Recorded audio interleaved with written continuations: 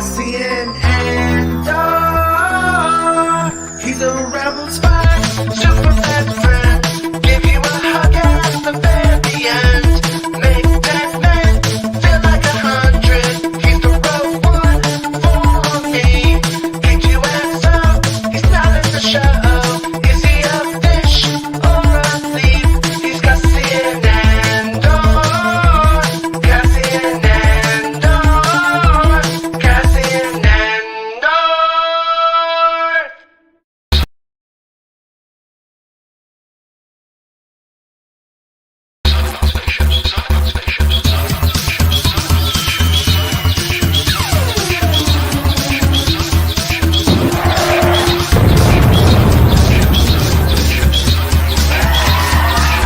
MakingStarWars.net.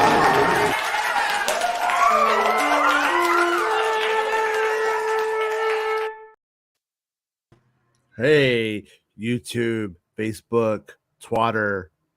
This is a Star Wars podcast, more bisexual than Obi-Wan Kenobi on a planet full of teenagers. How's it going, everybody? Today we got some Star Wars news. We're going to be talking about Adria Arjona's character, thanks to my buddy, bestbinbulletin.com, and some of the stuff that they put out. And Star Wars Senate says, like the show, or Jason will pronounce Bix for the rest of the day. And I got to tell you, a couple of days ago when I learned of this character's name, I thought our friend Bespin was saying Binks, and I thought maybe Jar Jar had a new wife. That's why I was like, Binks? You got one of those mail order Nubian wives, right? From and I suggest everybody who has the time for a podcast besides this one, only if you have time for a podcast besides this one, listen to Bespin's Bulletin's podcast, the Bob podcast. Drops a lot of little things on there that I think are oftentimes overlooked because people don't listen to his excellent podcast enough, and they should. And one little thing, though, I want to bum everybody out real quick. Now, I know somebody who has seen the screeners for Andor, and they won't give me all of the info. They're being complete dicks about it. I love you. You know I love you. Just let me come over your house and watch it. Let's just do that. Like, I'll just happen to come over. We'll have some pizza and we'll just watch it. That's all I'm saying. Let's just do that. But yeah, but between kind of what I heard from there and what Bespin's kind of hearing, I'm hearing, like, in terms of the show, I think the show is going to be a little divisive in the sense that if there's people who go right into Star Wars wanting zip zaps and zooms and lightsabers and blasters and shit like that. And so the thing that I have now heard, not only on my end, but from Bespin's end, is it's a little slow. And it's a little slower than you would expect. And but then I've also heard that it's really good. I'm not. Look, it's not fun to make fun of someone's mental ability, Jason. No, I'm not saying that. What? I'm not saying that. You might be in court one day and have to defend those accusations on camera, Jason. Like, I'm not a tech guy. Yeah, and then the other thing. Storm, huh? Well, the other thing is that like the episodes, they are around 40 minutes, high 39s maybe ish. Okay. At times. So they are, they're about your 40 minute episode though. Just like look for that, that's something that continually comes up. But yeah, listen to Bespin Bulletin's podcast if I were you guys. Some good discussion on the new episode today. And one of his co-hosts is I don't know, he's all jacked up on drugs. He's all hopped out. It's not some kind of drug. No, I think it was like, I think I went to the dentist or something. But anyways, we're going to talk about Bespin Bulletin's article here, and make sure you like the show and subscribe to the channel. YouTube is the best place to follow the show. I will put us on Twitter and Facebook sometimes, but YouTube is the best place. So if you don't mind, go over there and follow us there and watch there. But, hey, if you refuse, I understand. So, Bespin Bulletin, this is their exclusive. Adria Arjona's character in Andor revealed, and right there, She's running. Bespin Bulletin uses the reverse shot of her running because he doesn't want to get called out. But I think that was a mistake because the other side of the shot is better. We're under 2 months away from the release of Rogue One, a Star Wars story spinoff series, Andor, a spinoff of a spinoff. Think about that. And much is still being kept under wraps, including who certain actors showcased in the trailers are playing. But I finally have an update on who Adria Arjona, Father of the Bride, Irma Vet Mobius, is playing. She's playing Morbid Time. After speaking to multiple sources, multiple Star Wars orgasms, as they call it, I can reveal that the name of Arjona's character is Bix. I'm unsure of the pronunciation, but I believe Bix is pronounced as Bix, like Bicks, with the B. But the last name that he heard was Colleen. I don't know much else about the character other than that she's a friend of Cassian and helps the titular character move through things he steals, making her a smuggler of sorts. So he's the thief and she's the smuggler. If you remember what we've been hearing about the story from Diego Luna, it's been, I'm not the guy that you know at the start. You know, at the start, I'm a different guy than the guy you know in Rogue One. So right here, we clearly have they are probably running scams, and like I said, he's probably the cat burglar of sorts. And then she's the one who runs it, probably has a ship or some kind of transport. Arjona's Bix can be seen throughout the 2 trailers officially released. As we can see, most of her scenes appear to take place on Ferrix. The unnamed security force seen in both trailers in blue outfits, quite reminiscent of the Bespin Wing Guards, are hunting down Cassian and are seemingly in league with the Empire, as it's heavily implied throughout the latest trailer that Cassian steals something of value to the Empire. The security force are being led by Sergeant Linus Mosk, played by Alex Ferns, EastEnders the Batman, with one of the members, Cyril Karn, played by Kyle Soller. They all have Star Wars names, even when they're not Star Wars names. Getting significant screen time in both trailers. The unnamed security force are seen chasing down Bix before capturing her, and she's been beaten and bloody. It also appears that Bix gets interrogated by Denise Go's Imperial Security Bureau officer, Deidre Miro, who gets significant screen time in this trailer on Ferrix, but her fate is left ambiguous in the trailer. So yeah, I kind of been going with this working theory that Cassian and Bix steal something that maybe they didn't intend, that has a certain value that they didn't intend, and maybe that's how they end up meeting like Skarsgård as they try to move this thing. And that's kind of like the opening to being officially in the Rebel Alliance. But that's just a theory of mine. It's not grounded in anything. It's worrying that Bix isn't seen outside of Ferrix, and I know that Arjona finished months before a lot of the cast. I am personally a fan of Arjona's and was hoping she would play a bigger role in the series, but I no longer feel as if she does. In the words of Han Solo, I've got a bad feeling about this. So, and then if you want to keep up to date with leaks and all that jazz, follow Bespin Bulletin on all your stuffs. And like I said, listen to his podcast. Lot of stuff there. If you like 3 dudes with funny accents, if you're an American, I personally enjoy the show quite a bit. I try to listen to it whenever I can, and they don't just cover Star Wars, which is what I like, because I get a little bit of Star Wars. But if I want to know what's going on with WB and all that shit, it's kind of interesting to me. So that's my recommendation for a podcast for today. So anyways, yeah. So Bix, remember in Blossom when her best friend's name was Six? That was weird, but that's what it reminds me of for some reason. So Neo says she looks like she'll be helpful. It looks like she's going to get beat up. That's what it looks like.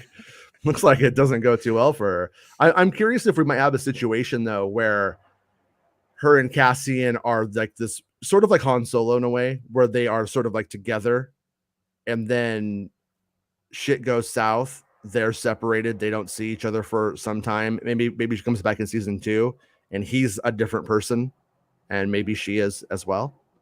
I mean, that's something fun that was in Solo too, that they didn't really get to explore because they didn't really take it anywhere past that film. But it was an interesting concept. And I always thought that plot point. Hello. I wanted to echo. No, bro, I'm quick on I wanted that. to be like Brian May doing Brighton Rock. I know you Okay, but what were you saying? I always thought that particular plot point would have been better for just a second film entirely. Like if they had had a nice big adventure in the first film. For Solo, you mean? She's dead. Yeah. And then in the second film, she shows up and she's running a criminal syndicate. It's just, again, like, I get wanting, they always say, put everything in your story because you may never get another chance. Sometimes take fucking shit out. You know, like, there's too much stuff in Solo for one film. Like, it's stuff with stuff. It's fun to, like, oh man, it's got this, it's got depth. If you watch it 700 times, you get a lot out of it. And I'm like, yeah, but like, if you don't really get to spend a lot of time enjoying the characters and everyone's going through just plot, you know, we're killing everybody so they feel death, then it's like, it's hard to fucking like feel like, man, I was rootful. You know what I imagine? The new Mission Impossible movies do it well, but if you remember the first Mission Impossible movie where they killed the entire team in the first 20 minutes, it didn't go well for the audience reaction. It was very mixed. You know what though? I agree with your point on it, on like how that plot point should have been used. But sometimes Star Wars does the opposite, where they're like, we're saving everything for the future, and you're just sitting there going like, I am so bored. Like, can we get on with like, you know what I mean? Right. Like, what, is she Boba Fett's fucking sister? Who is this person? But with why do I care? That high profile, right? Give them an adventure so you get to know the new actor, and then go around killing people, because it's a different situation. You like with the first Mission Impossible movie, it had a whole new Mission Impossible they had to get around, and then they're all dead. It's like, we got to root for this guy. You're like, I don't even know this guy. I mean, now I know the Ethan Hunt character, but at first when you're like, I don't fucking, it's Tom Cruise. I don't fucking know this dude. Well, like Amelia does look like fun. Kennedy was when she had that quote, I think it might have been telling. If you remember recently, she's like, we're learning how to have fun now. You know, she's like, just saying how important it is to have fun, not only culturally, but I think she was implying on screen as well. And it doesn't mean take away the drama. It's just know what you're making. Andor's not doing it. Yeah, Andor is all drama. So, but where I'm going with that is I kind of think that's where their headspace is at this moment, which is why we're getting like, what's his name? The like a YTD film is probably next. Remember that, folks. Remember, when you tell me you love the pulp, you love the goofiness of the prequels. Remember that when Taika makes his movie. I gotta say, I wanted to say that yesterday. I don't think Taika does pulp. Bro, dude, there's tons of pulp in the Thor movies. What are you talking about? Okay. That is classic Silver Age pulp. You know, okay. It's not 30s you know what? Pulp, it's 60s pulp. The Thor stuff is the stuff I watched the least of this. Planet Fitness says Adria is his future wife. You might have contenders today. I'm just letting you know. It's a good thing you work at Planet Fitness, and I hope you don't utilize the pizza day too much, because you may need it. King Chris says Adria is his future side chick. Hold on, Jason. Side chick? That's a main chick, bud. Planet Fitness needs to know that if he marries her, she'll take everything and call it Planet Bixness. Bixness. She takes everything. Oh man, that's what they do, Jason. They just take it all, right? The ugly irony of this is I believe the carpenter was doing the window on the top of that library, wasn't he? Isn't that how the story goes? Right up there, Jason. That's why I'm kind of looking right at it right now. I'm squinting and I'm wishing I'd shot Jedi overseas earlier, so I didn't have to be here for this. Whatever. If we made Empire cheaper, we could have done it faster. You've remarried. It's time to move on, bud. Yeah. The real shame of it is, I can't. He told her faster and more intense. And George just really rubbed it in. We can't find the clip of you saying tech guy. Was that in Pupples to Pupples? puppets to pixels that you said that? Because we were looking in the beginning. I watched the beginning all last night trying to find you saying I'm a tech guy. I couldn't find it. Or is this some Mandela effect shit? Are we? No, that was that 1972 or 4 interview I did with the. I was walking around the rocks, talking about how I'm going to make educational films. And, Hollywood won't ever let you do anything, and so it's over. And then 2 years later, I made the biggest film of all time. I mean, like that interview is so good, dude, because like he literally. Like he was done after THX 1138. You could tell they won't let me do anything. It's over. Arr! My hands are tied. Yeah, and then boom, American Graffiti. Boom, Star Wars. Like, yeah. You know, a year ago, Jason, I told you I think I'm quitting. Here I am. Yeah. Nobody ever quits. Huh. Just need to let your batteries recharge a little bit sometimes. That's all. Just gotta say, you know what? I resign myself to this moment. Not being the productive moment. It's a hard thing to do, but I think it helps creatives move forward sometimes. King Chris is working about the song. I'll upload it to the music streaming services if you want me to. I can do that. That way you don't have to buy it, and you could just, if you have music streaming services, you could just play it. The first one was just like really, I did an acoustic guitar demo 5 minutes before the show. That one I spent a few more minutes on. You should also put them on this channel, Jason. Just the songs. Oh, just little video things, little clips. You can ask 4 minute people go, and then everyone's gonna tell you how what is this? We hate it. It's the best.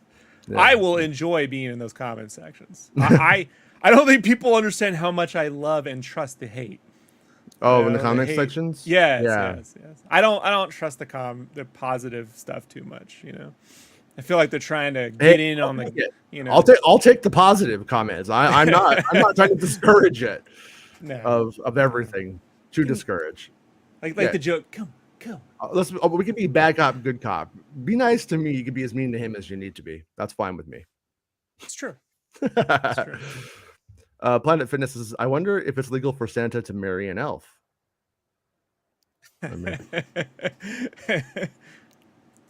No. The Santas in Utah have several elves, Jason. That's fair. That's fair. I mean, I'm not here to tell you who you can and can't marry. Santa, marry whoever you want. Be happy. Santa's in Utah. Santa's in Utah. Does Santa go to Utah?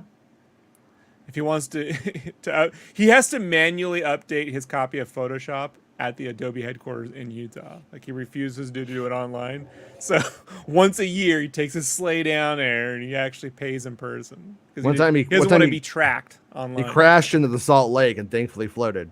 Planet Fitness. He hits the Salt Lake like a pod racer. Yeah. I'd watch it. Yeah, it's great. Hey, Tomas, how's it going, dude? King Chris says, I think it's legal for both at the North Pole for him to marry as many as he wants. Well, that's actually Frosty's. That's Frosty's game. Like, when you wear a top hat, you run the roost.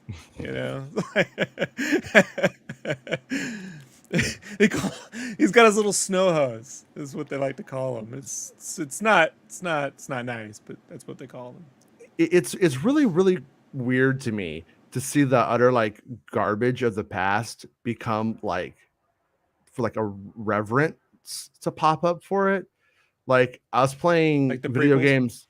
Fuck you. I was playing I was playing As I drink a Mario mug. Hold on. Yeah. Right? Fuck you. I was playing Multiverses with Bespin yesterday, and he was asking me if I was gonna get the Space Jam guy.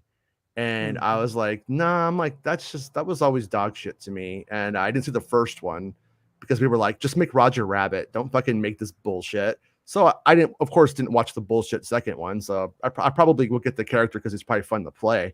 But I'm like, he's like, you remember, I only saw Space Jam, the first one, because of the Star Wars Special Edition trailer premiering in front of it.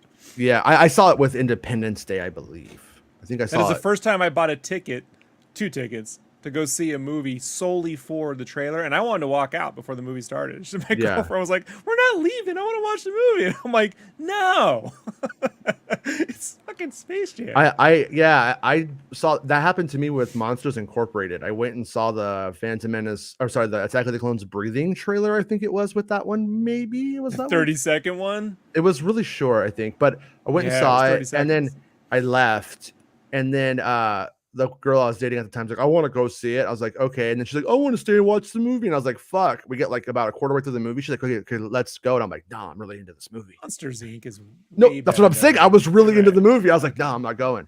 I'm like, "You can go, but I'm staying." You got lucky. You know?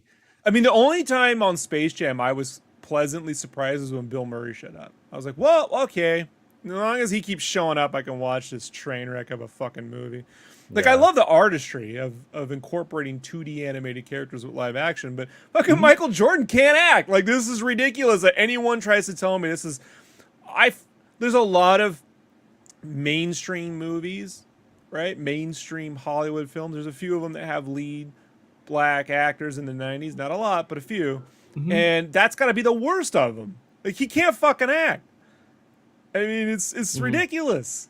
Like, they could have got Dennis Rodman would have carried that film way better. Like, oh god, I don't know. Dennis Rodman. was he anybody?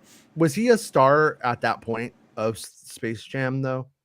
I'm just asking, like, more. That was he was like, getting out of. He got out of basketball, getting into baseball. Wasn't working out. Wanted to be like Rodman. Actors? Rodman. Could Dennis Rodman, or was he a bit later? Yeah, I don't really follow. He did the burying himself gag at that time, right? Where he buried himself. Yeah. So. Yeah. But at least Rodman, it's like, you know, like when you put someone's, it's like Flavor Flav. If you put Flavor Flav, I'll watch it because fucking that'll be batshit crazy. You know, just Michael Jordan has zero. I dare anyone. You remember the Red Letter Media when they first showed up with the episode 1 prequel rant, and they had people describe characters without stating their occupation, and no one could do it for Padme or Qui-Gon or Obi-Wan. It's the same with Michael Jordan. Describe him without his occupation. Yeah, because he's not a human. Like, he's a basketball machine with zero fucking personality. Yeah. I actually he's got Minus World personality, to make a Mario reference, right? Minus World, one of my favorite tricks of all time. I passed it down to my children. They actually built Minus World levels into Mario 2 or the Lost Levels. Like, they made the whole design of it part of like a level gag. Yeah, I fucking hate Mario 2, the Japanese one. It's so shitty. I beat that shit because I'll take the challenge, but it's just stupid.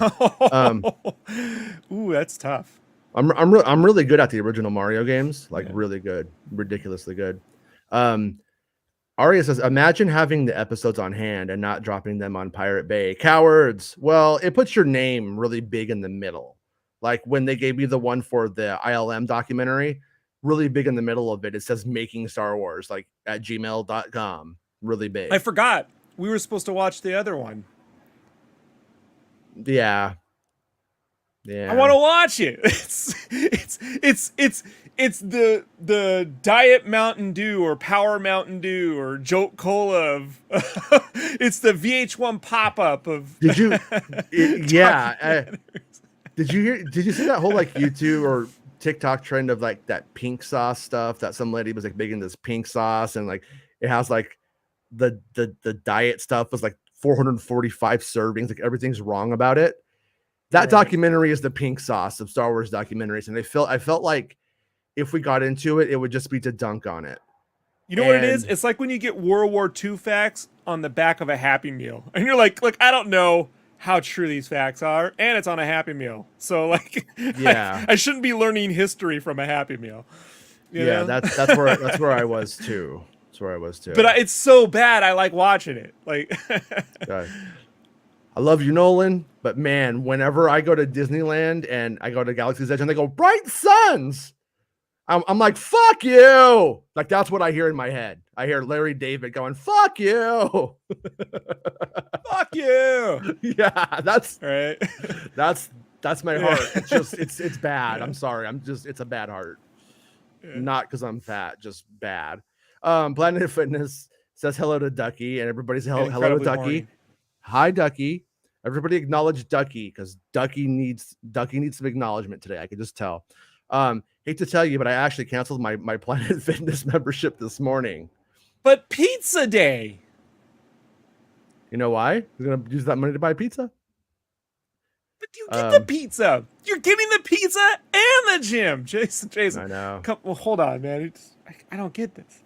Why would you ever do that? You know what? There's actually like a not, it's not a Planet Fitness, but there's another gym. It's like a generic Planet Fitness. But what I noticed that they're doing, that's rad, is in the Pluto Fitness. Yeah, basically. It's not really a Planet. It's over by the Mexican supermarket I like to go to because they have like the best deli food. But they take all of the gym equipment and they put it outside. So that's like COVID. During the day. Yeah. But I like that. But during the 120-degree weather, let's sweat to the oldies. So the metal on the bars are sizzling hot. They could cook eggs on them and shit. And you get like 5th-degree burns when you accidentally touch. Well, no, but think about it a little bit differently. You go like after 6 p.m. Sun's going down, got a little bit of a nighttime breeze going. You're running on the treadmill outside. That sounds kind of nice, you know. I mean, I could just go run outside, but yeah. I don't know if you're aware of this, Jason, but in the original script of The Adventures of Star Killer, Jack Porkins had a membership to Dantooine Fitness, and that's what was actually on Dantooine. It's just a big gym where all the big tubbies of the universe go. George, our buddy Ahsoka's says that it's cool if I share everything, except for like one little thing here and there. That we talked about yesterday. Yeah. And he dropped a couple of things to me at the end. So we're gonna get into some acolyte stuff here from Ahsoka's. I'll drop a big breaking news here. What's that? What is it, George? Jack Porkins is he's a diabetic. Okay. Thanks, George. So yesterday we talked about a bunch of stuff from Acolyte, thanks to Ahsoka's. It's their info and they're letting us like bring it to you, and appreciate it. And I like the spirit of community that they're bringing to this. It's really nice. I trust Ahsoka's way more than any Reddit or 4chan leak we've ever had to talk about on this show.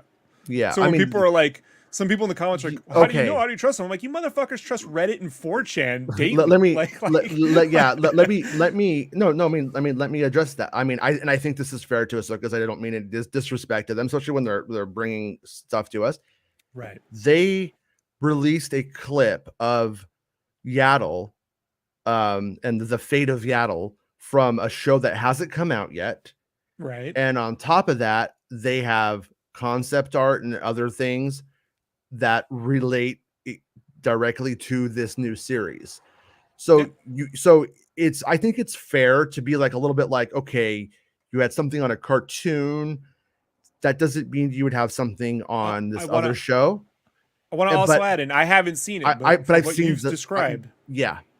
I just want to clarify from what you described. It's real production and concept art, not that licensing merch bullshit that people have to throw around, right? Just because there's a giant difference. Giant difference. Yeah. So my whole thing here is in terms of like, I guess like I am relaying what Ahsoka's is telling us. To some extent, we are a little bit beholden to Ahsoka's interpretation of that data. I mean, that just is what it is, and that's always them more true. Than me. My interpretation is. He'd be like, "It's shit. This whole show shit." No, it's not as good as Avatar, and it might be as good slow. as Avatar. Nobody's blue. It might move slow. I mean, Thrawn's not as blue as the cats in Avatar. Don't get your hopes up. It might take a couple episodes for things to happen. But yeah. So yesterday he shared with us the what do you call it? What I can't remember. Aura is her name. Aura is her code name. Aura is her code name. So Aura's sister's taken, as we know. But in the first part in the first part of the show, she meets a young Padawan girl, I think, and that girl, and they kind of become sort of like acquaintance / friends, and then they make the deal with the Jedi. They take the sister and all this kind of stuff. Year goes by. Now they are buying arms to fight the vandals, weapons, not physical arms. The what are they called? They're not pirates. They're like raiders, bandits and raiders. They're buying it from like a Sith Lord. The Jedi show up late, don't help. Now she's like, why the fuck are we even dealing with this? The Sith Lord ends up subduing in some way, somehow, that young Jedi girl, and she is asked to kill her, and she does. So that's like her sort of her first initiation towards becoming an acolyte of this Sith Lord, probably codenamed Paul, I believe. And so that's kind of where we were at yesterday. That's like the gist of it. And so I didn't see this message from him yesterday. Oh, and one more thing, Feather is this other planet, and Feather is sandy and rocky.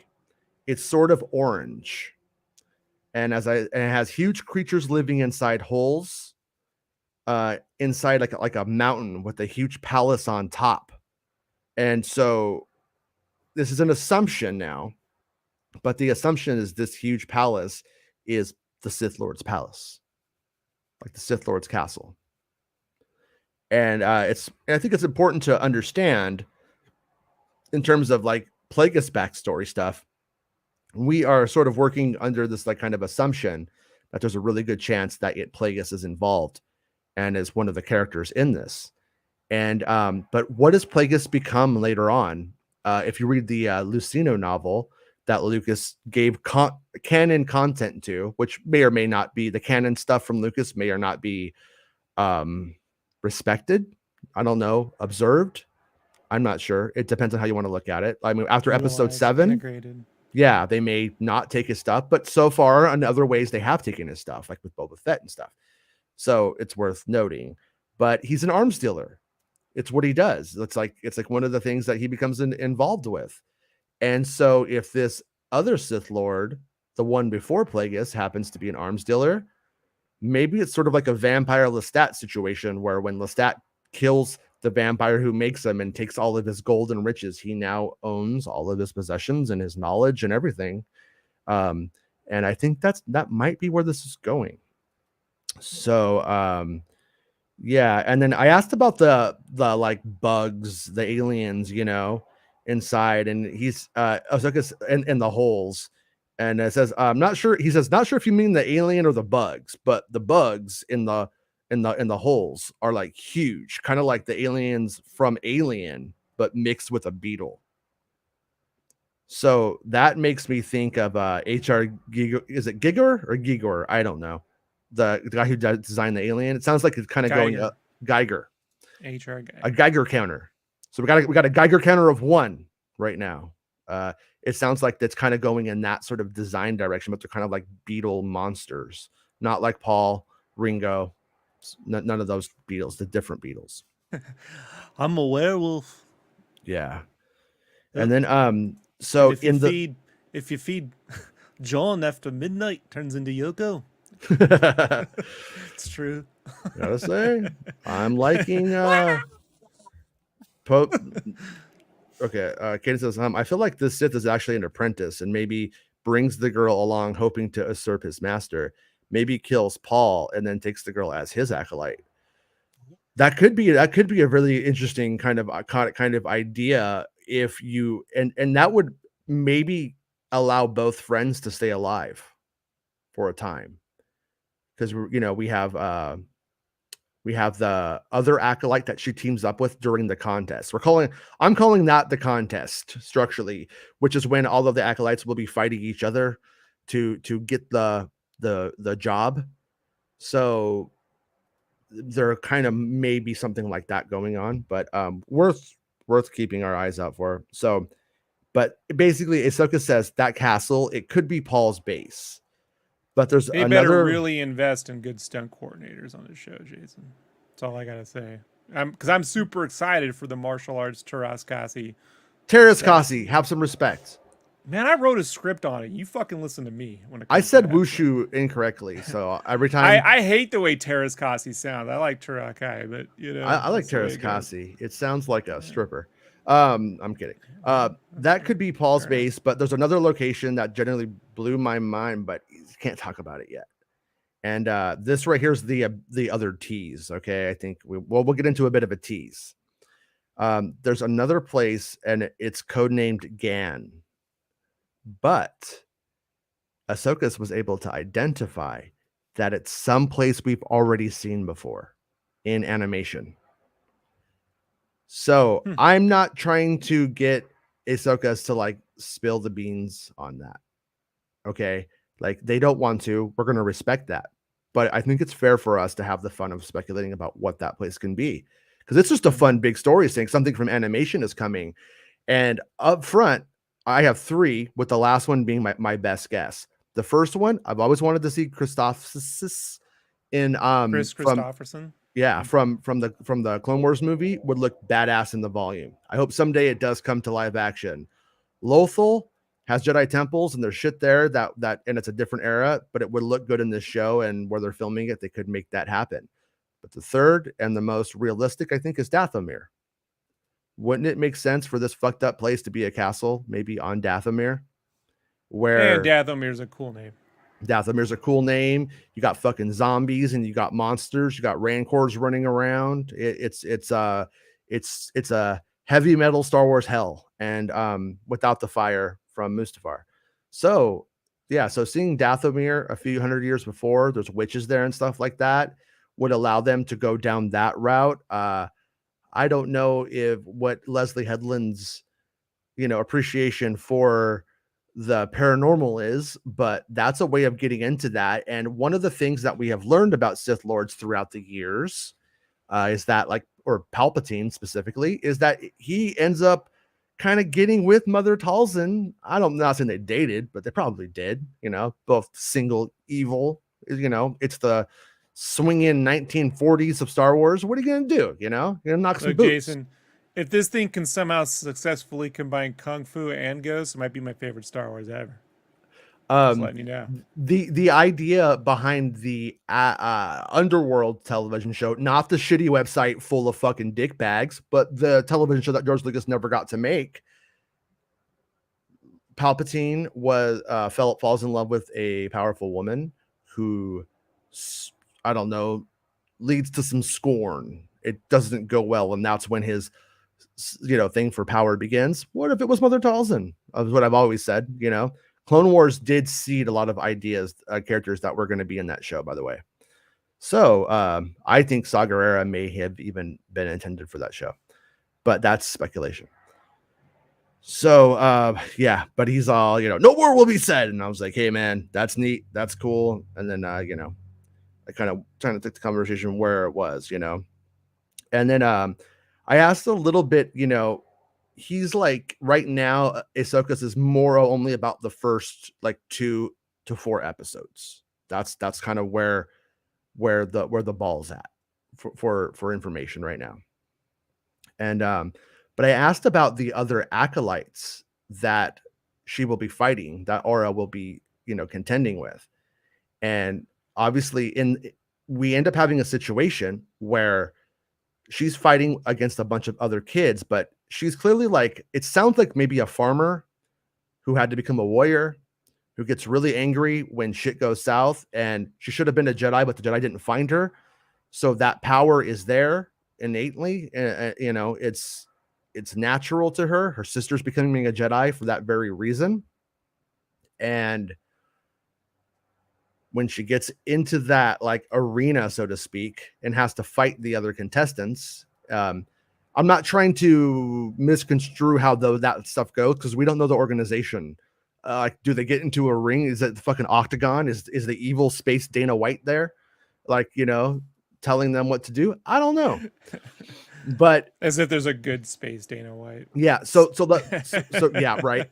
But let's just go with that. All we know is that there's a contest of sorts and a competition of sorts. So what ends up happening is you have she ends up making a friend, and the friend is more political and more of a wizard type, and she's more of a warrior. He has more Sidious qualities, she has more Maul qualities.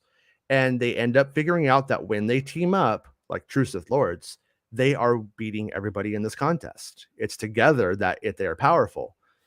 Smart. And so, but I wanted to know about because this show, when I hear about it, it goes two ways.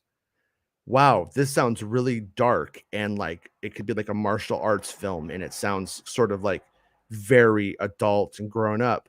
But let's be real. This could also really go down a more cartoony / melodramatic Cobra Kai path. It could really go either way. The motifs of Cobra Kai could be in a very serious fucking movie, or they could be in an ABC Family kung fu drama. What's it going to be? It's Star Wars. That's the thing about Cobra Kai. Like I love it. I love it. Like I watch it and I'm like, this easily can transition into the new Power Rangers. Like they could just give them some rings and they'll have Zords. It all works. However, in the very first pilot, it felt like it could have gone down the Drive path or Nightcrawler. You know what I mean? Yeah. Like shot in LA, little guerrilla filmmaking style. And it kind of went the other way. So yeah, I'm hoping this is more Ewan McGregor Kenobi and less Fifth Brother, right? As an Obi-Wan Kenobi bisexual Star Wars podcast, we hope it goes both ways though, because I do like a little bit of melodrama. I do like a little bit of seriousness. You know, I don't mind it. I don't mind if it flows into those places naturally. Like I hope it feels like a live action version of Ronin or the Star Wars Vision stuff. You know.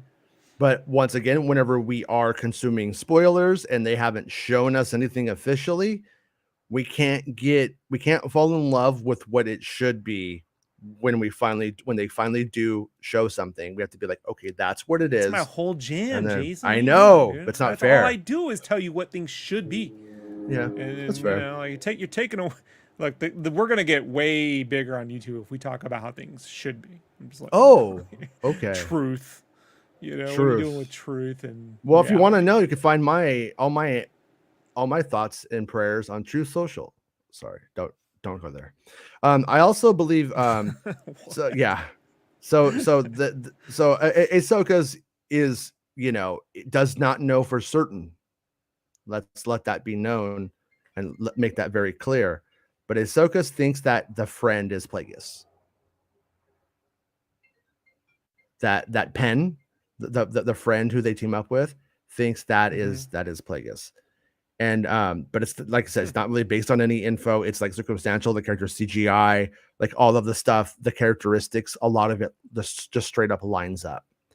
And so don't fall in love with it. Take it as like it's a tease of that.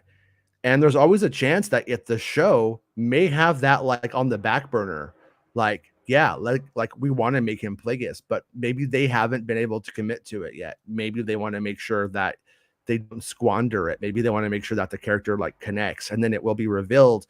And maybe it won't even be revealed in the first season. Maybe it's not until they get christened as Darth Plagueis, you know, Darth Vader and Darth Hemorrhoid or whatever, you know, their names are going to be. So yeah, it's kind of where we end up with that stuff, you know. But the other thing to note too is Pen, and this is something that I was a bit confused about in the first episodes. Pen is not in the first episodes. Pen's not in the first two. Pen comes after. So it sounds like she doesn't meet Pen until she gets to the contest. And almost makes me wonder if by some chance, has the contest been ongoing, or does it not start until all of the contestants are there? And if it does go that way, I wonder if he's been finding better candidates for his Maul the whole time. Like, is this just the new girl, but she's good, takes her, kills his friend? You know what I mean? Is it one of those kind of situations? Or is Plagueis actually, you know, not that big of a dick bag until they get more into the this one wears even bigger librarian glasses. Yeah. Penny's Tooth came out. I'll message her after. All right, I that's know I good. need a Tooth Fairy cartoon around here. We don't have a good one. Looks like Mom's got to be the Tooth Fairy tonight because it didn't happen here, so I don't got to give anything. Yeah. So, but anyway, so what I did was, I was like, you know, I wanted to know a little bit about like the other characters and, like who are they fighting? Are these other people? Like, are we going to meet them? Or do they just kind of like show up? Like, I'm Johnny Robot Arms. You know what I mean? And then they kill Johnny Robot Arms. Or are these going to be like, is there going to be like an actual like drama between them and interactions? And didn't really get like I didn't really get like a strong answer to it. But the one thing that's one of the questions I have that I hopefully maybe Ahsoka's will be able to pull out soon, I hope. But they said that some of them are aliens, like they look neat and there's aliens involved and stuff, so it won't just be like a bunch of humans and that kind of thing. So it sounds cool, but that's pretty much what we talked about yesterday. And once again, thank you to Ahsoka's for sharing the info with us and letting us use it to discuss on the show and stuff like that, and for like I said, a good sense of community in that, because sometimes people really want to be. So I always liked about Bespin Bulletin. You know what I mean? Since day one, me and Bespin Bulletin were like able to share info, and never like stole info from me or anything like that. You know what I mean? Like nothing was ever like shitty. It's always been good. And so if Ahsoka's is the sorry, Ahsoka's not Ahsoka. New Kid on the Scene. I'm liking the New Kid on the Scene. So are we connecting the sequels to these shows? That's an interesting question.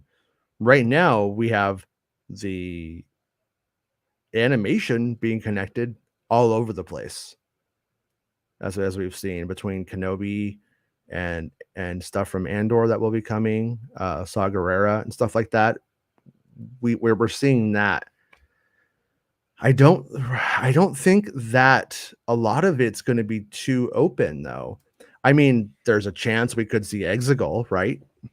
I mean, Exegol could end up becoming a thing in this show. That would make sense. Like I don't know all of the settled on history of Exegol at this point, but if you do have a Planet of Sith cultist and that are set up, I would imagine at some point that happens or as a thing. So it would also be a good time to deal with the kind of politics of that. Maybe not the politics of it, but how does it work? Like what's going on there, and be able to like go down those weird avenues. Also with the hands tied of not having to make it so stupid where it's so powerful that it just must be destroyed.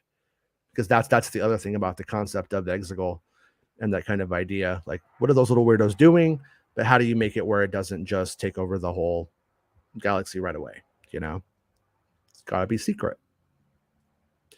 Hey, Cadence became a channel member. Thanks, man. I appreciate that. And thanks to everyone for becoming a YouTube channel member. Once again, YouTube is the best place to follow the show.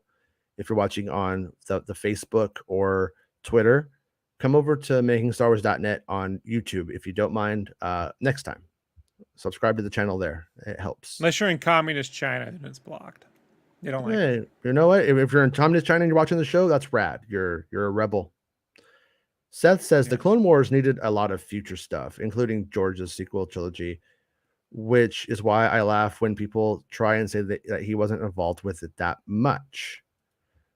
Yeah, like George's involvement with that stuff was just so much more like I almost feel like you heard like his thought process, and they heard his methodology to some extent, his ideas about what the Force is and why, and why it worked, and what he wouldn't touch and stuff like that. So it's always really, really hard to talk about George's influence on that stuff, because sometimes there is no actual influence other than you can't do this or that because George would say no. But that even went out the window with the sequel trilogy. So it's a hard read. Honestly, it's almost an impossible read. In fact, I don't even know if internally somebody who's on that story group would be able to. I think you could take two people in the story group and they may have two different interpretations about what the answer to something is going to be, just if they take the George factor into it. Sometimes George has two different interpretations of his own interpretation.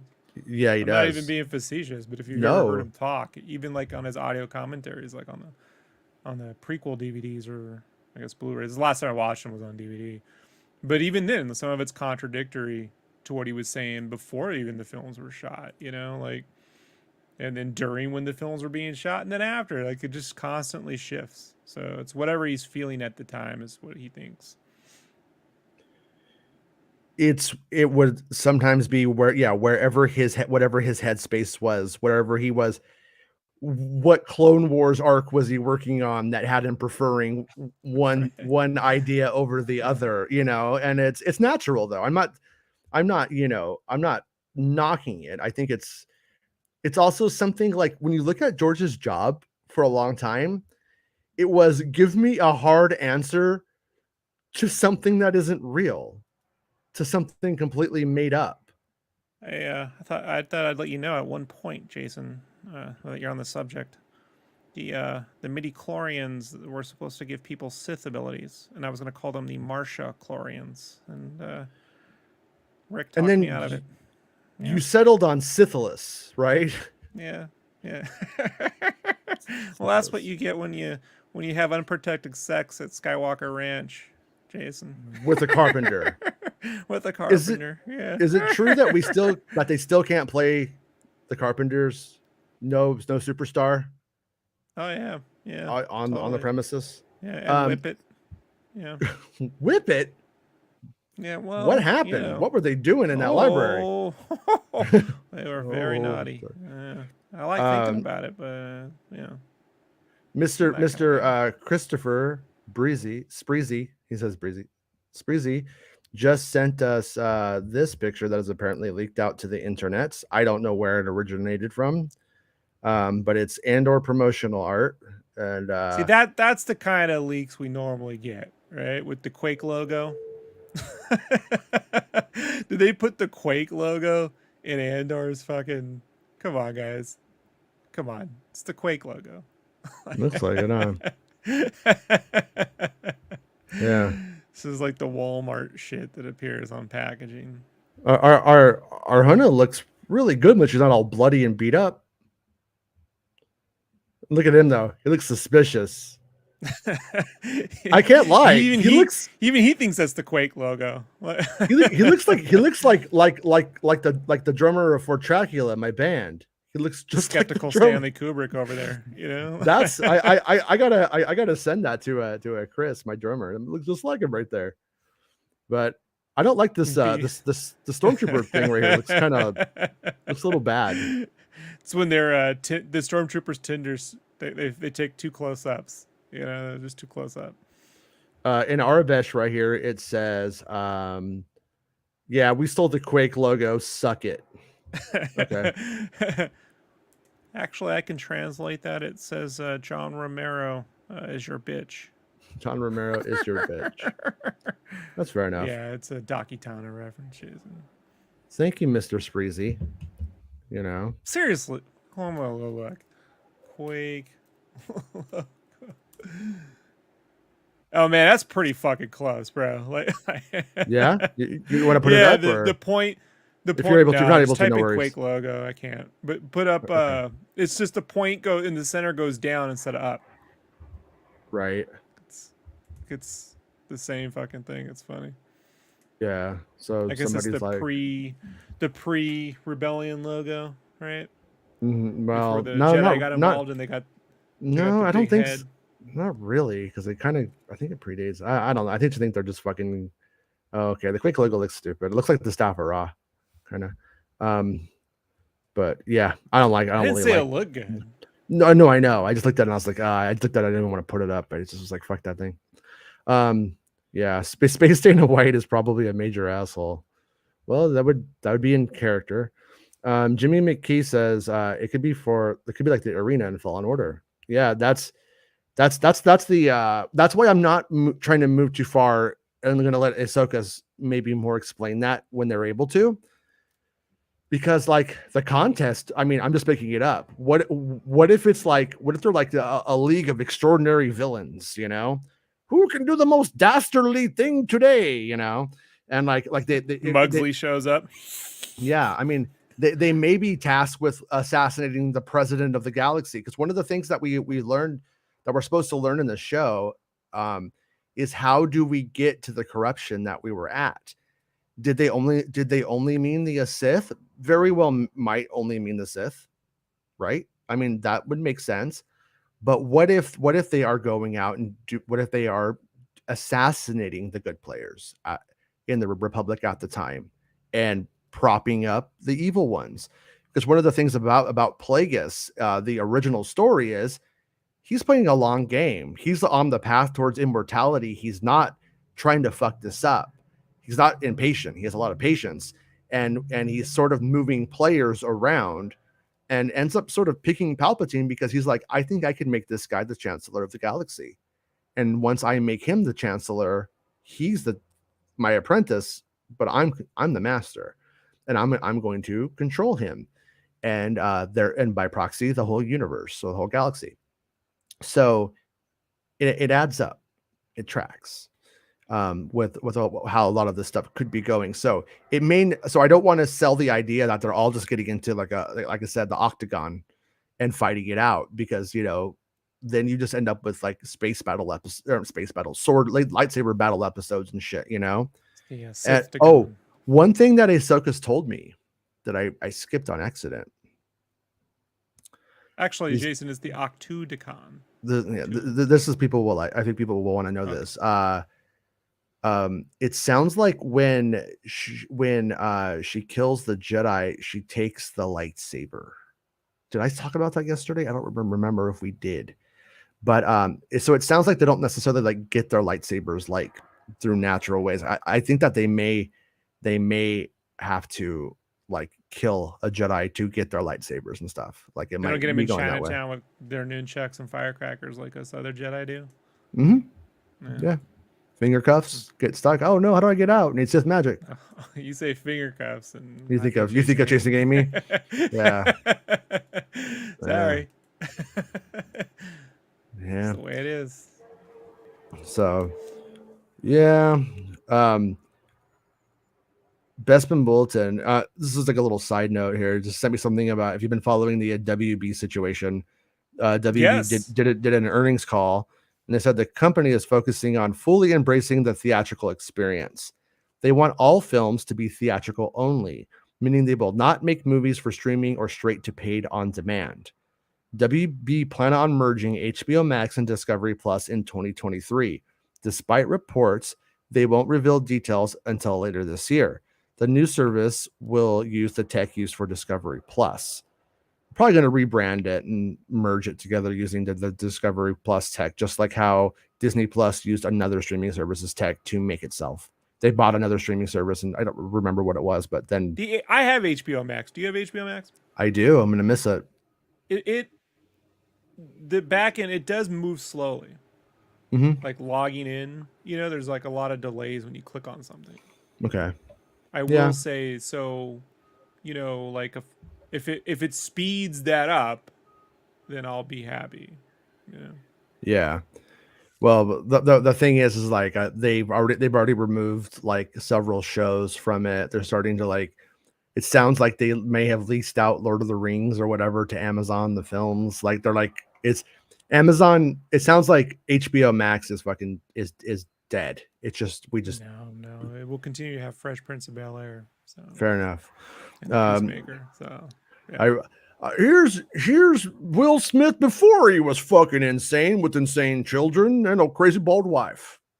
That's what I show my children. Oh, great. Me and my son went down a Will Smith's son rabbit hole of his tweets the other day because I just find him so funny. It's so fucking crazy on a different planet.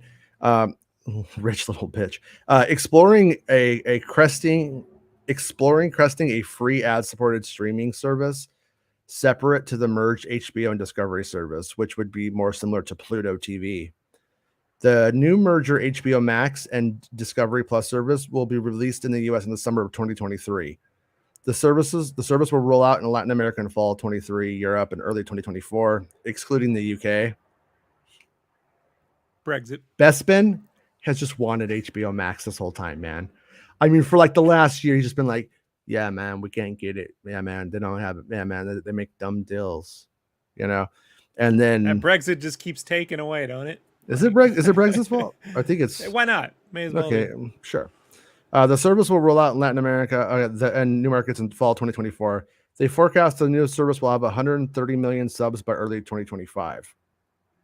So, yeah, but that's why does that pertain to Star Wars? Well, it doesn't, but it does, in the sense that if WB is going to be going hard on film, it does mean that that's going to affect, where the Star Wars, Indiana Jones, Marvel movies and how they hit and stuff like that. Like, it sounds like they're going. Yeah, but Disney isn't making any.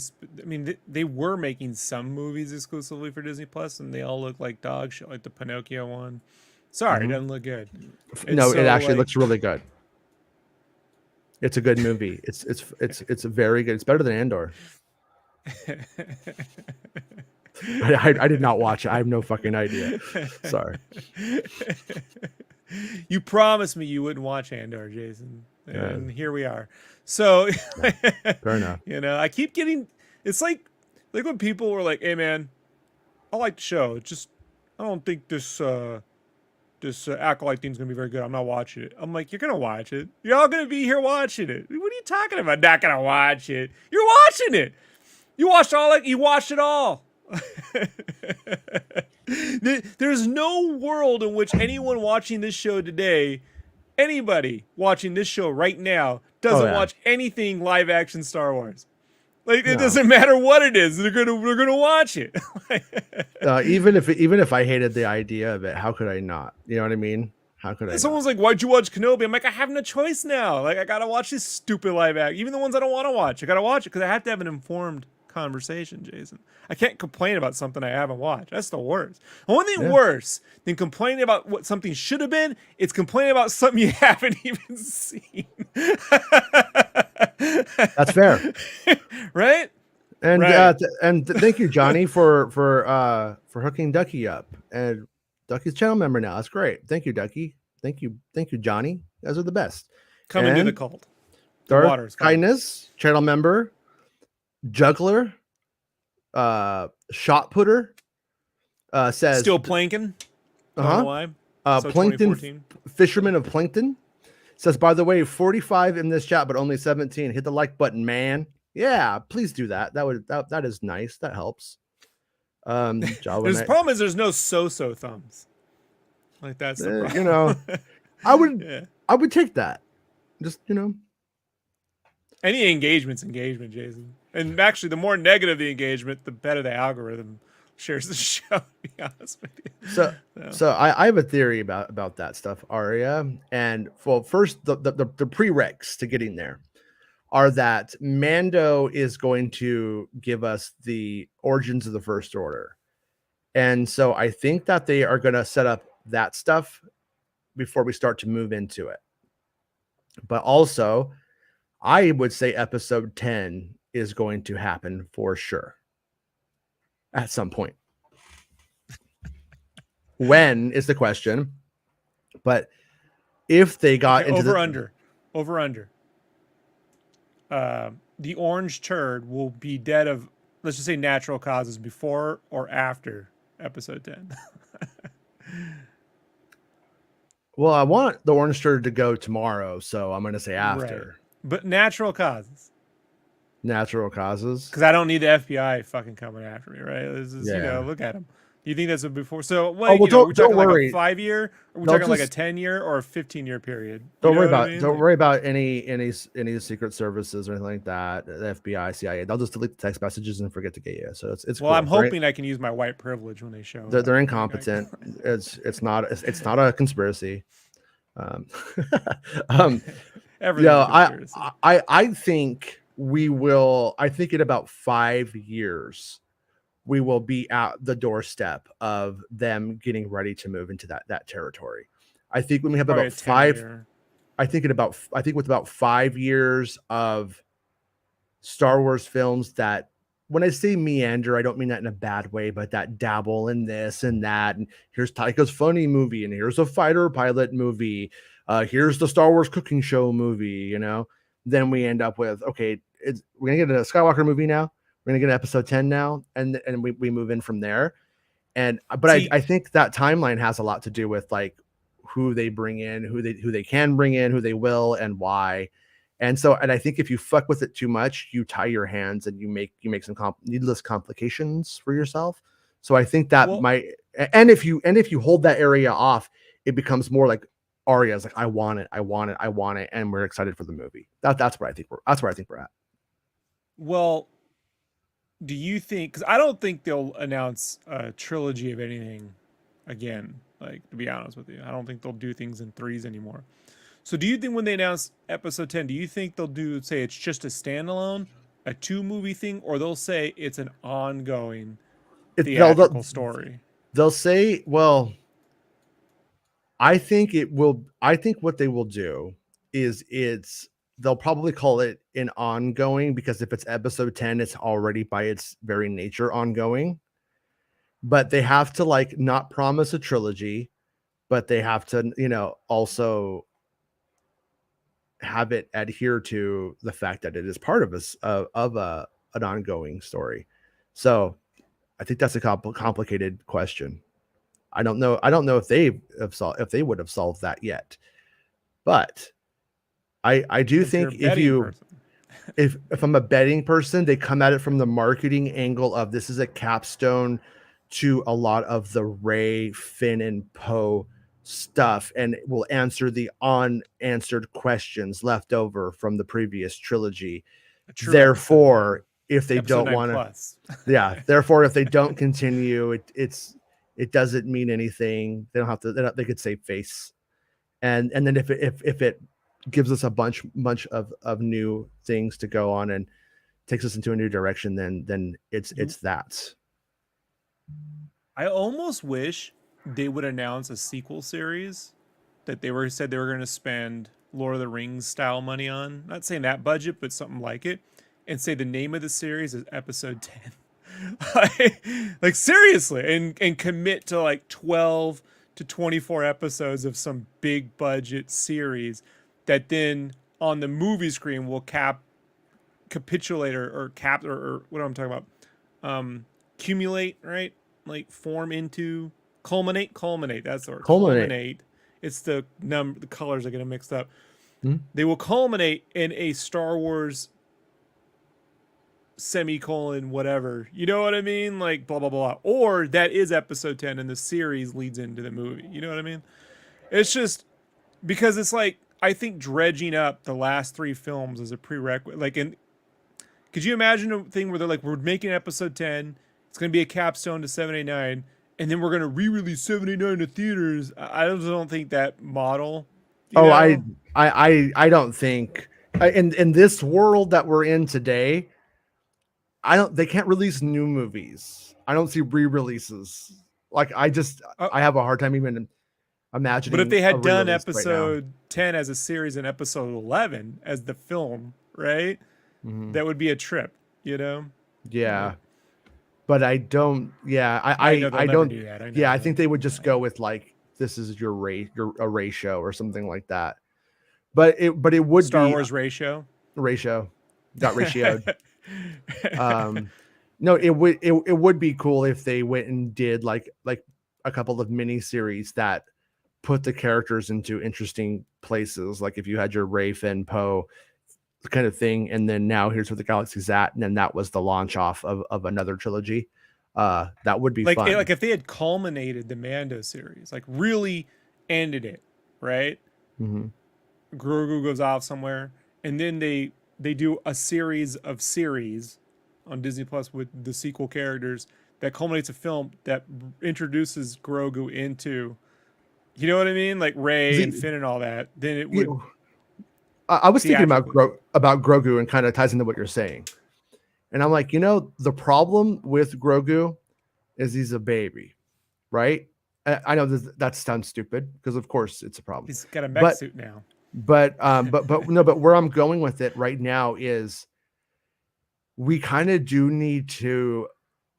We can't really understand what they will do with Grogu until they decide, if ever, to tell like 18-year-old Grogu's story or 16-year-old Grogu's story.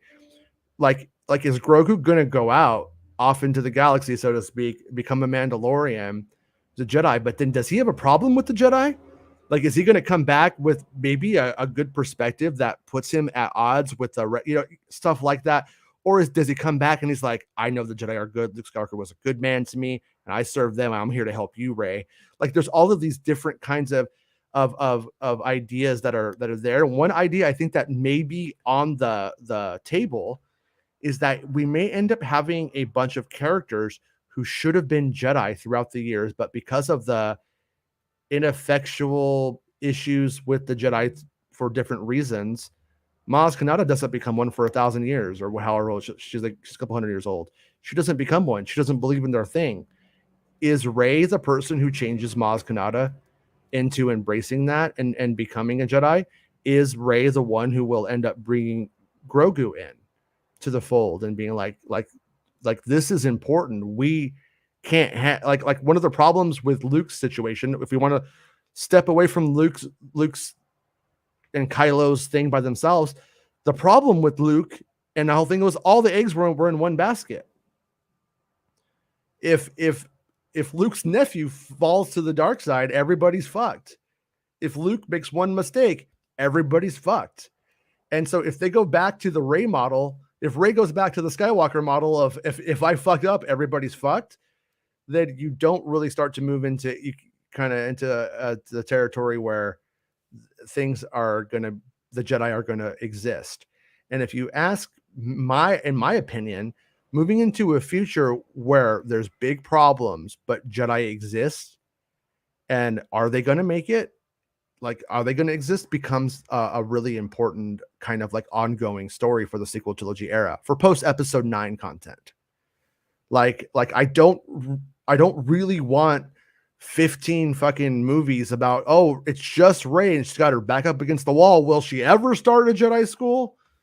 No, I don't want that at all. I want it Like, once. I want it yeah. once. I want it once, but I don't want it I don't want that to be like Luke's That's Jedi how Academy. you go into a story or a series. It's Yeah. not the that's not the premises. That's not the log line / theme. You know what I mean? Yeah, it's not interesting. It's just like that Rey is nobody shit. You're gonna fuck. I never want to hear it again. Like it's so the conversation. It doesn't go anywhere. It's just this endless loop of. Yeah. I don't. There is a thing in stories.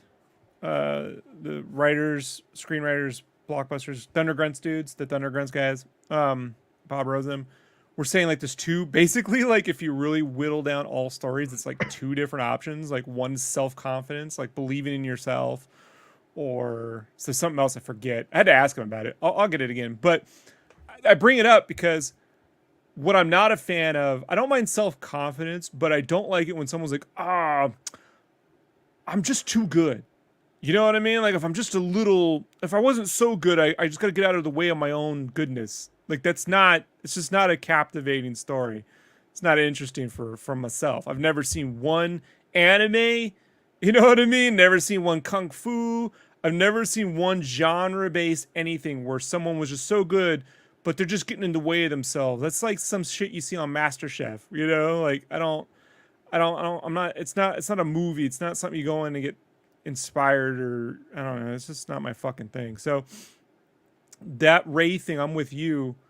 Like I don't mind them going into like her doing something, but to be honest, if you go down the path of a Jedi Academy series, whether it's with Luke or Rey, you really just start going to that Harry Potter territory, which I don't really want Star Wars to enter, to be honest with you. Look, and now we go to class, and what are we gonna learn? We're gonna concentrate and hold some rocks and shit, and wear a stupid hat. Like I don't like But the kind of learning about Jedi. What Jedi house is she gonna get put in though? What Jedi house? Yeah, I know the kind of Jedi thing I'm interested in seeing is if they were like true Skywalkers or walking from planet to planet, learning about the Force as they go, and the background's continually changing. Going to one place to learn something. First of all, it's just a giant target for whatever enemy wants to show up with the giant laser and point it right at the fucking skull. Boosh! You know?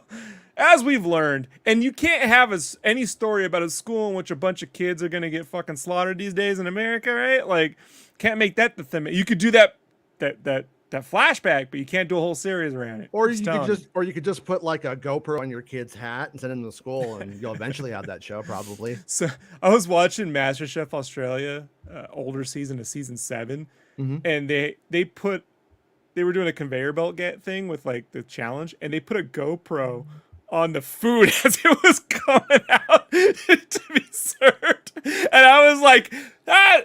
Genius and disturbing. Like I don't want to see my meal's point of view as I'm looking at it, right? Like, what's Rob? Like, I'm eating. Like, I want to see them take like on this like Sith planet or whatever that we're talking about in the show. I want to see like evil porgs, like they're like all like emaciated, and you can see like some like bones in the wings and shit. They got like red eyes, kind of like I want evil porgs, like how they redesigned Yoda to be evil. Like do that to porgs and put them on the Sith planet. That'd be fun. Sure. Chris, anyone here old enough to remember porgs? Funny guy. Oh look, it's channel member Ducky Momo. He had a handful. Oh, look, channel member Robert St. Clair. You could Photoshop messy hair Spreezy into Diego Luna's spot. We could do that.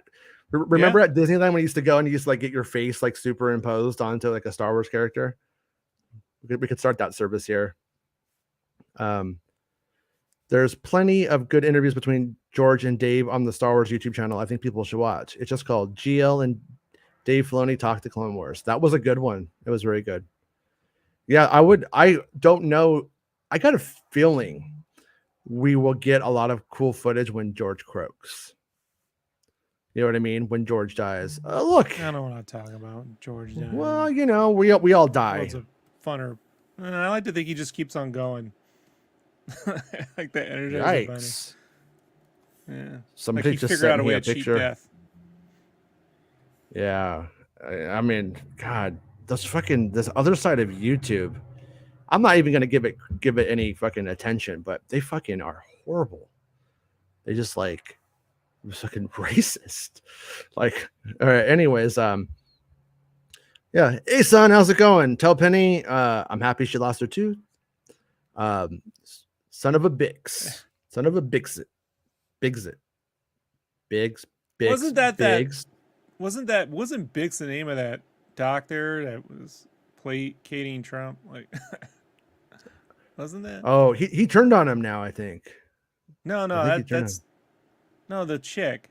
Remember she had like those 80s earrings, those big bulbous ones. I don't know. Yeah. I don't know. Man, 2020 is it's like a decade's worth of content in like fucking 12 months. You know? Like, what happened? And yet I went nowhere. You know? Like I sat right here. Whoa. And he said hola. He's speaking all kinds of different languages here. Hey Luke. And Darth Kindness says hi Luke. Darth Kindness remembers when you were just a little baby. I remember back then. And then hello, that happened Meg. to me. There's a Shane R. Monroe's a guy I've been following online since like 99. I want to say like he had one of the very first internet. He called it internet radio, right? Like podcast before. He hated that word podcast, but it was mostly around retro gaming for the longest time. Did a lot of great interviews with Don Bluth and all those guys from like the 80s arcade era. Anyway, he had a kid in the early 2000s that he named after a buddy of his that he was doing the show with who passed away. His buddy passed way too early. Mhm. But his kid was named after his buddy Brian. And then like they were on the podcast, so he still does it. And his kid's fully grown. I'm like, because he was saying Brian, I'm like, oh, I forget. Like, the kid's grown now. It's crazy. That's like Top Gun. It's like Top Gun 2. It literally is. He's Goose. He's Goose. Yeah. Wow. It's crazy. Yeah. Well, when I'm gone and you're a really old guy, Luke's watching the show now, so he knows what I would do, and we're setting it up. King Chris says Solo is the only Star Wars project I've never watched. That is so weird. I mean, I don't know. Like, if there was a Star Wars movie made of dog shit and it was animated turds, I would still have to see it just to know. Yeah. If you've seen Attack of the Clones, you can watch Solo. Hey, better. No. Okay, fair enough. Yeah, Solo's. I don't know. So I don't think Solo's bad. But Arya says if I'll watch Solo before any of the prequels, bro. Mm-hmm. Any of them. Any of them? Even Revenge of the Sith? I don't think it's Revenge of the Sith. That's my least favorite one. You know what? Solo's not better than Phantom Menace. That was a hard watch when we had to watch that fucking movie, man. I can't believe Revenge of the Sith? I just don't. I hate it. It's just you're just a 90s edge. You're a 90s edge lord. You can't help it. Yeah, okay. My favorite movie of 2020 was SpongeBob on the Run, but sure. Very bad man. I'm just gonna flip this and go, that negates your opinion once again. I'm kidding. I haven't seen it, so all I know SpongeBob. I like how you syllableize negate into negates. Like negates. Matt Gates. Negates. Yeah. All right. Arya says, if Gideon doesn't die in season 3, I am done with Mando. The guy isn't scary or cool, and he somehow gets away with staying around 3 times. Bring Thrawn, he is much scarier and sick. Well, here's the thing with Gideon. I don't know if he lives or dies, but he does get that Mando helmet, which I think implies a couple of things. It could be a big troll. Like, I have this really rad black Mando helmet, and it means a lot to your culture, and it is once again mine. Or it could mean that he is a Mandalorian and has some like rights to things, and that leads to like bigger conflict. But I am with you, Arya, in that I don't think Gideon has been a successful villain over the course of the show. In fact, he is not. Circumstance in the show is a bigger villain than Gideon has been. I'm the more afraid of the things that they just encounter in that universe and ships breaking down and stuff more than Gideon at this point. So Favreau has never been good at creating strong villains. Yeah. You know, it's a shame because that actor's genius. I just figure if that actor was paired with, I don't know, let's say a Gilroy, pick any Gilroy will do. Pick one. You know, like the Skarsgårds, they're everywhere, and you know, all in the same production. He would be way more intimidating than whatever. It's just they gave him like when he shows up with the Dark Forces droids and he's just waiting for the Dark Forces droids to do your bidding. You're like, this is not good, man. This is not you good. know, there's got to be more to it than your Dark Forces droids. Son, I heard your silent command. We are in communication through telekinesis, dude.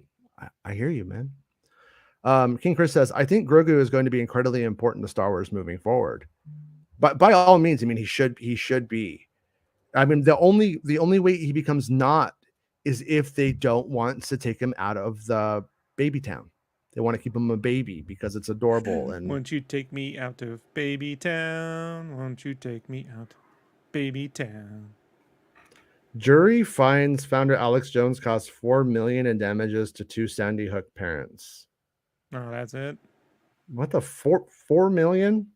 The guy was he making $80 million a day off of that a day? Yeah, or 800. Sorry, yeah, 800,000 a day.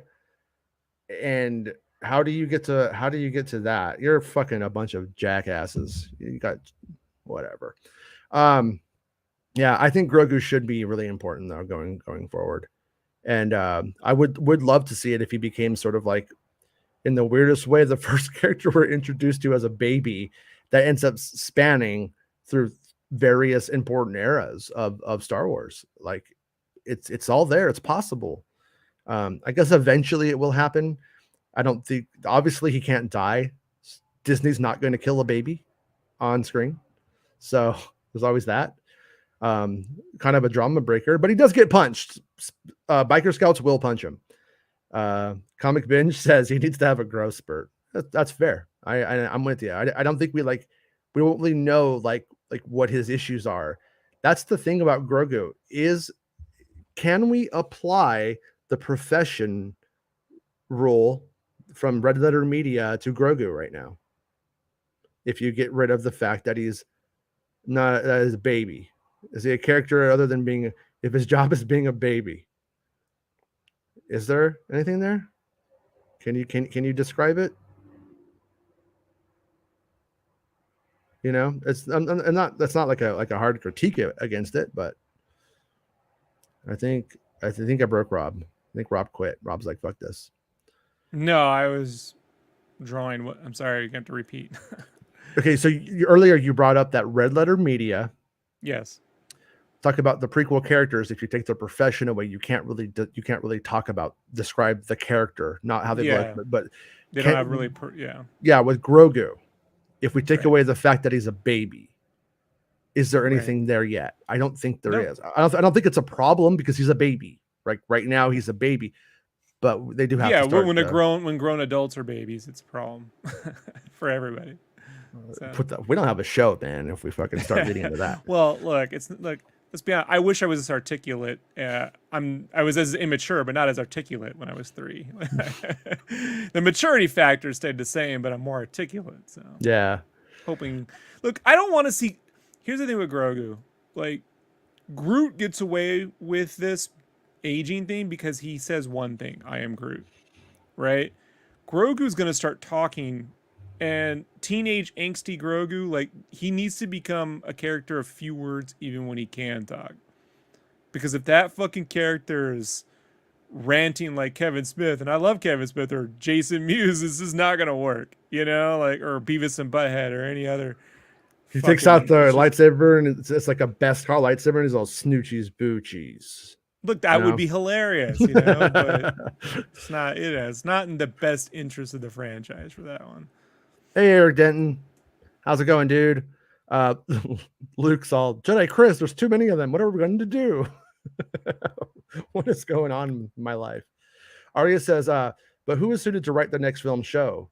Who can make Rey loved even more? I'd say anybody. I mean, your goal isn't to make a character loved. Your goal is to say, you know, like put the character through some ringers, man. You know, are you talking about the Dan Harmon story wheel? I'm talking about the ringer. I'm talking about the briefcase full of Walter's dirty underwear. Mm-hmm. Yeah, right. That we throw out the window for the Germans. That's what I'm talking about. Give her. I just want the ringer. I want Rey just to throw the pizza on the top of the Millennium Falcon, and I want that to be how it opens. Was my favorite character in that series, and then Saul. Yeah. Yeah, I know. I need to watch it, man. I need to watch it. Saul, dude, man, like, I gotta say, like, no spoilers. I'm not gonna spoil anything. Where they're going with this character, it's truly tragic and pathetic, and like, you're like, fuck, dude. This is like the greatest. I think Better Call Saul. Okay, I got one question. One question. Yeah. Just yes or no. Let me finish what I'm gonna say first. I think it's the series you should watch as a cautionary life tale. Is he going to become a senator? No. Okay. No, nothing like no. Okay. All of that, like, this is like the literal, like, when I think about how my mom's life ended up, I'm like, that's a cautionary tale for folks. This is a cautionary tale. Yeah. Like, Breaking Bad is something else entirely. That's like a cinematic bad story. Saul is like truly humanistically tragic. Arya says, who is suited to write the next film show? Who can make Rey loved even more? And one of the things I'd say is that, like, right now, we don't think we're going to Rey right now. So you got to give yourself about 5, 6, 7 years probably until it becomes more, I think, more realistic. That's just, it could be wrong, but that's my take on it. And that person is probably up and coming now or about Tony to. Gilroy. Tony Gilroy. Nah. Vince Gilligan. Yeah. No, I mean, I don't know, man. I think that like those people do like that do drama well, but like I'm not seeing stuff in Andor that I don't love, but I'm also not seeing stuff in Andor that makes me go like, oh, let's have him write Ray. It doesn't really seem like it, I feel like You want my opinion? Like, truthfully, dude, I'm being a Mhm. little facetious. Truthfully, Ryan. Yeah. Like, I'm just being serious. Like, I think Yeah. Ryan should give a go at whatever he wants to do with that. If you want to give, like, that would be the thing, Because those are still new characters you can do anything with. I don't believe there's anything that you're like, oh, there's expectations. No, man, they're almost completely blank slates. There's so little was done with those characters that they're open for that. And I think Ryan's going to be done with his, murder trilogy, whatever, plus that Columbo style show he's doing. So, like, Ryan. I would I don't think they will ever do anything like that, but it would be interesting to me if I was writing Star Wars and I didn't have to live through criticism of people, not liking ideas I did. I think it would be fun to take Rey, and because she's the daughter of a clone, and to have there to have been something malicious put into that junk DNA that they used between Luke Skywalker and Palpatine to make her, or to make her father, and then like sort of like Order 66. What if something goes wrong, and then that could lead to some sort of flaw that would then need to be overcome. I think that there's like fun science fiction-y places to take that. Well, do you think, if you think the Ahsoka series, there's a lot of ifs, but if the Ahsoka series goes really well and the Mando stuff culminates really well, do you think that episode 10, Rey, all that stuff gets handed to Filoni? Like, he'd be the cat? Yeah. Because I don't see Jon Favreau directing a Star Wars movie. For whatever reason, I just don't see him doing it. I heard he was the contender. He was the number one before Abrams for 7. Right. But in terms of, like, I just don't see him wanting to write, like, the Jedi Order stuff, and Filoni would be way into it. Yeah. Like, yeah. I mean, I would. I don't know, man. Like, is the itch scratched by doing a whole universe on television? Do you go, that's good enough? It's as important, and everybody respects it. Yeah. Oh. but if you believe that they are ambitious lads, I think that there will come a point where they will want to dip that toe into a theatrical, and to have done it, and just, if not even for the experience. I have a hard time imagining that it doesn't go that way for them at some point, that they don't want to you know what I mean, that they would want to not do it. And I gotta say, I think but would Filoni earn his stripes by then? You know what I mean? Like, because, like, if you're gonna announce another saga style film, or a saga movie, or even if it isn't an official numerical one, it's featuring characters from a saga film. I mean, like, Christopher Nolan, these directors aren't gonna. You got to find some way to bridge the love there, and that Filoni, for whatever reason, seems to be a cat who, you know what I mean? Like, both sides. As if there's two, there isn't. But the grifters and the apologists and the lovers and the fans and the whatever, they all love Filoni. None of them are like, you don't even the Randolphs of the world love that dude, So yeah, well, and that's one of the things that that I still think is important. No, you're not show band Bespin. We can see you. Hold on, I gotta go ban Bespin again. Hold on. Get out of the walls. He's I have him down in the basement. He gets all up in the walls. He's British. He's a British kid. We have to make him live under the stairs. Wait, do you guys hear him? Uh-oh. He took the lights down. Oh. Camera still works, but the lights Bespin! Yeah. You son of a bitch. What are you doing? No, put it back. Well, if you say his name 3 times. think he's in the So ceiling. we just now. haven't said your name 3 times, Bestman. Once we do, then you magically appear back in the chat. That works. All right. All right. I think I just heard his water ball get kicked. But they've anyway. already done the thing where they were like, oh, let's do the saga films with like up and coming directors. And they got mixed results with that, you know? So no, I'm with you. And here's where I think Filoni would be good, and where I think all of these people that want to grift off of the fact that, like, you know, our white savior is coming to you know, use his penis to save Lucasfilm from the having their period showrunners of everything else in the company. That whole I thought you were fucking gonna go discourse. through like actual periods. No, what are you doing? yeah, well, no, that's what I'm saying. Like no, me. they make it. They look at Filoni and they go, he looks like me, therefore he believes what I believe. But and so therefore, and they think that of George too. There's all this stuff going on about with George's politics or what he believes. Completely just utter nonsense. But where I'm going with this is that Dave Filoni, over his time at Lucasfilm, is someone who has clearly shown that he understands, and this is an important thing for people in that company, that they are not bigger than Star Wars. Not even George Lucas was. And he comes out of animation. He understands that it's a team effort.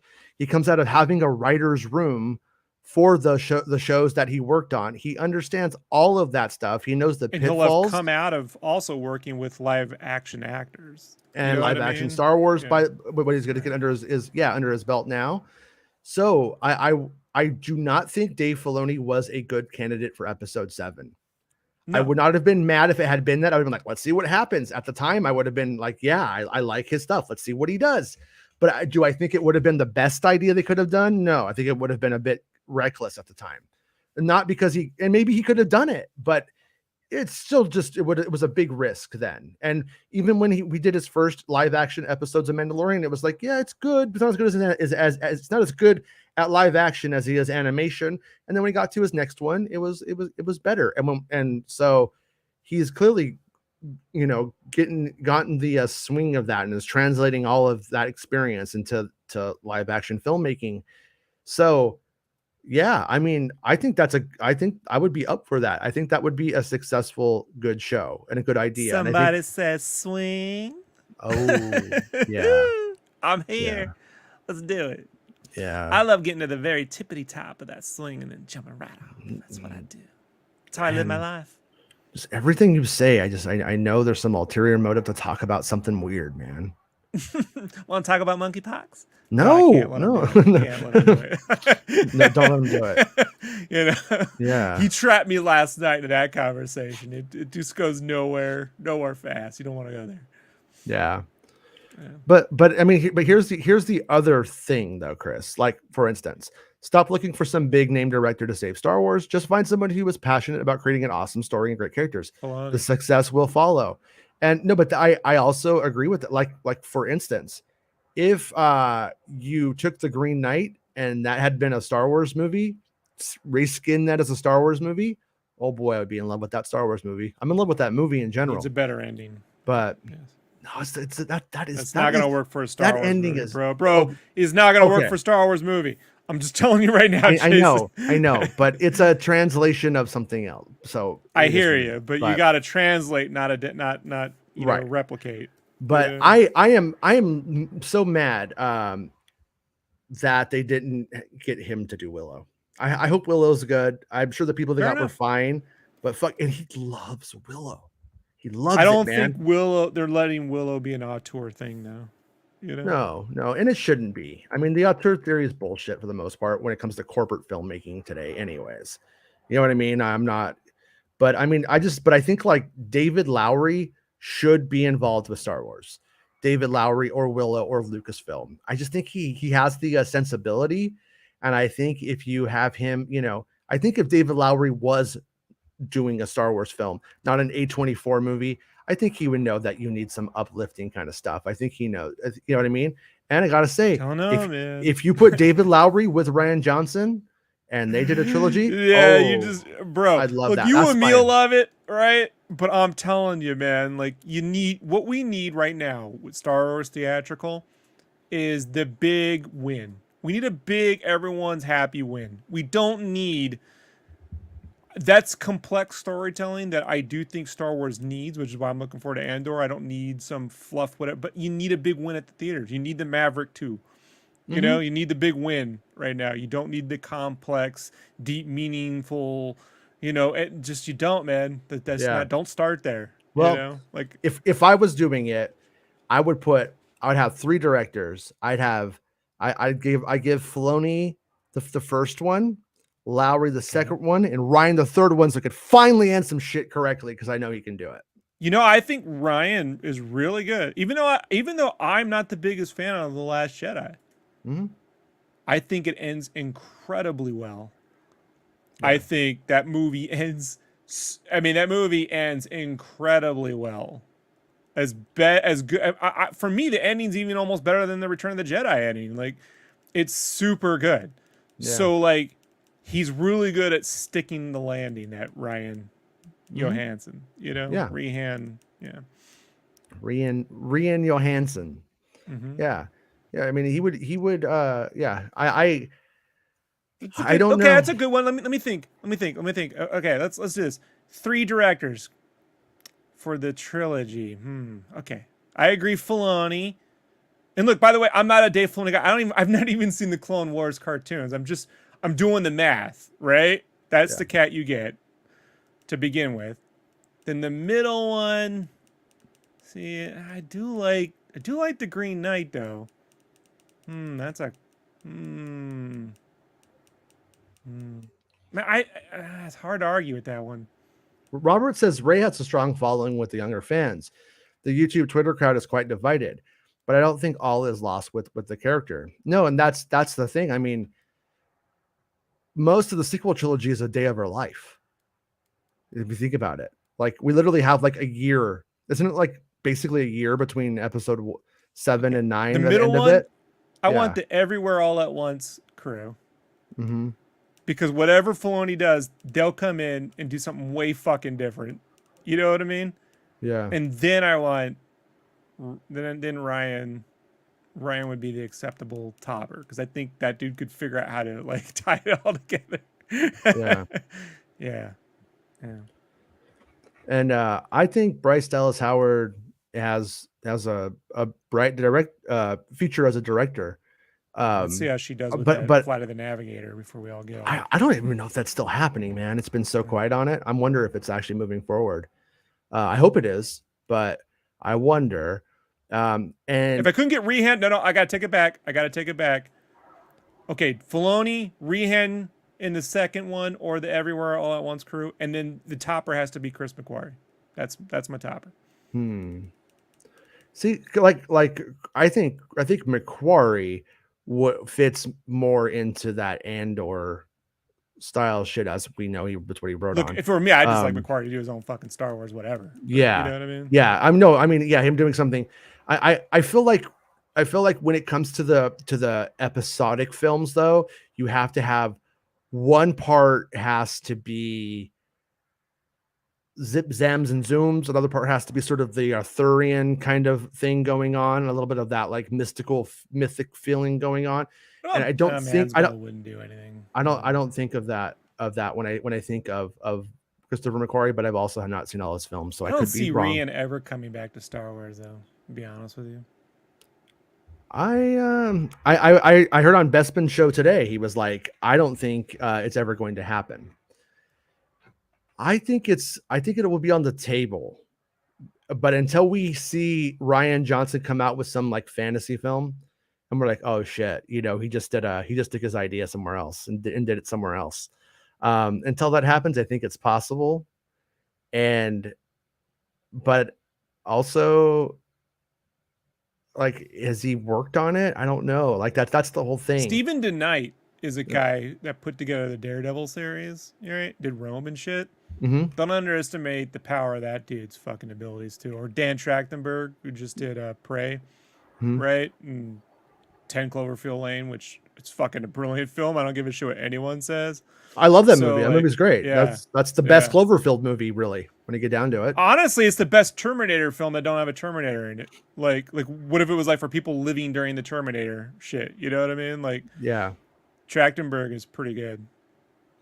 Yeah, that movie makes me want a Cloverfield anthology TV series on one of these streaming services that's not getting canceled. You know, I think it would be a better idea than Online or like, movies. you mean like, yeah, online. Like, online. yeah, you know, like 10 Cloverfield Lane could have been a 45-minute movie or TV show, you know, episode when you get down to it. I love the movie. I wouldn't change it, but I'm saying like for those other stories, because that So could third the one they first did Terminator film. was fucking terrible. I mean, I was on vacation with my ex, and we're like, "Oh shit, it came out!" And we hooked up the Roku. Yeah, and but watched it. It was that boring. third one, which everyone's shitting on the director because he's gonna do the next Captain America film. I'm like, that fucking film had like 700 fucking producers, and they made him reshoot. The studio didn't know what they wanted. No one knew Yeah. what they wanted. That's Fair one of those enough. things where it's like, that's one of those things where it's like, you can't shit on Jon Favreau for really fucking up Cowboys and Aliens when there was like 7 fucking different people with 7 different opinions of what that should have been behind the scenes, you know? Yeah, Because then fucking Favreau turns out The Jungle Book, which is actually a very good movie, you know? So, yeah. Bestman says Rob and I are on the same wavelength with the Daniels and McQuarrie. Great minds think alike. So Aria says Christopher Nolan, Michael Bay, yes I know, and Miguel Sapochnik. McQuarrie would have to do something where they don't talk. He's very into like silent shit. So like, I just don't see Nolan. Sorry, McQuarrie. I mean Nolan. Nolan would like, I don't know, man. Like Tenet's too much. I love Interstellar actually. A lot of people don't, but I do. I just think like when Nolan starts to use exposition, like I want to run out the fucking door. Like Nolan's the worst at it. Like his best film for me is probably it's either The Prestige, which is an adaptation, or the fucking Dunkirk was brilliant, but Dunkirk is largely silent. So it's like if you did Rogue Squadron as a largely silent thing, or you know what I mean? Like that. I can see the reviews now. Where is the fun? Is what it where's the fun in Star Wars would be the discourse with like that kind of thing, you know. But yeah, well, I it mean, couldn't be the first one out the gate. That's for fucking certain. I would like I would only want like Christopher Nolan to do it if he was like, you know what, I'm Christopher Nolan. I could do genre. I can do, you know what I mean? And like really wanted to like lean into like what Star Wars is hard and just prove he could do it better than anybody. And if you wanted to, like, you know, okay. but if it's like if it was like, oh, I'm Christopher Nolan, let me bring my flavor to Star Wars. I just don't think that's a good flavor in my head. You know what I mean? Right. Yeah, it would have to probably be around the tone of Inception. Mm-hmm. Where it had Inception still had that fun kind of heist thing, you know, going on there. You know, it had like probably the most human characters he's ever put in a film. Yeah. I would like to see them just like rip off ideas like that for Star Wars, where, you know, oh, I was going to be a Jedi, but I couldn't become one, but I got this little force power and I'm going to use it to rob the Star Wars bank. Something like that. I'd watch that movie. But Jedi Chris says, I finished the ILM documentary on Disney Plus. It's pretty legit. It is. Like I think it is literally as good as you can get with a corporation producing its own history. I don't think it like, you know, really fucks anything up. I think, you know, it goes a bit light here and there, and it goes darker than I thought it would, but then it doesn't really pick up and delve into it as deep as I wanted to. But it's really good though. I don't have anything bad to say about it, really. Read that ILM book, the black one that came out around 95, 96. Yeah, the big one. Yeah, I owned that one when I got that one like Christmas in 95 or something like that. Yeah. And like it reminded me of that as a series. There was that one. There was George Lucas, The Creative Impulse, around that time. Was the other one? But yeah, but this one was all about Industrial Light and Magic specifically. Yes. Yeah, I'm just talking about like the special edition, I think, shot on the front or whatever. Yeah. I remember walking into a bookstore around that time, and they made one book, and it was like it had a big Anakin doll in it, the Darth Vader with the helmet off, and this kid just walks in there, fucking just goes boom, puts his hand right through the package, rips the doll out, and then just like fucking walks out with the doll. It's like, whoa. But it was a little bit like Cassian, just walk in like you're supposed to be there. Robert St. Clair says Nolan wants too much creative control and freedom on his projects. I don't see him teaming up with Lucasfilm and Disney. Yeah, and I would ultimately think that it might be a waste of that guy. I don't think he's the most amazing thing ever. I'm not like, oh my god, it's a Nolan movie, I must go see it today. I'm not like that about him. But he makes truly unique original movies, and so like let's let that be Hollywood's one unique original movie kind of thing that's generally happening. I want to see Oppenheimer. I'm excited for that one. Yeah, that one could be really good. By the way, Indiana Jones 4's original name, or one of the working titles, was Indiana Jones and the Destroyer of Worlds. And when I learned that, that's when I first learned all about Oppenheimer. That's a good title. Yeah, it was a good one. And then of course became sort of the Galen Erso's inspiration is Oppenheimer. Bespin Bulletin says Sam Esmail was linked to a Star Wars project before. Would love to see that dude write a series for Star Wars. So a few years ago, when all of the Kenobi stuff was going on, I had big people in the Hollywood industry call me and say, hey, will you not share this? Sure. I won't share it. If I say I won't. And they're like, oh, well, Sam is talking about doing Kenobi. They kept saying that. And I kept looking into it. And every single thing that I ever got about it was that in reality, this is my reality, doesn't of digging on it. Okay. It doesn't mean it's like the only part of the story, what really happened or anything like that. But basically was that the meetings were happening to talk to him about doing something with Star Wars. And there were even 2 or 3. And then it doesn't sound like it ever went anywhere. And then I remember it leaking out somewhere else way late. I remember something about it, me going like, they heard about, what happened last November. And it was, so I don't think that ever went anywhere other than standard meetings and people getting too excited about the prospect of that person being involved, but I am also like after all of these years now of seeing people who should deliver stellar Star Wars and don't, and then people who you wouldn't think do, I'm just like, I just don't think you ever fucking know. Like it's like part of me is like, I want to see what everybody would do with it to some extent, as long as they don't necessarily, ruin. I don't want anybody to break a storyline where we're like, fuck, now we got broken Star Wars for a long time until we dig out of the hole. I don't ever want that to happen.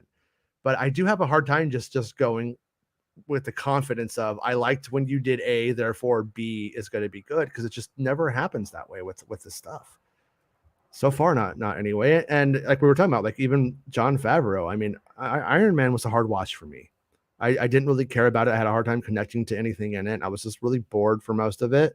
And I love a lot of what Favreau's done. So it's just like, who knows?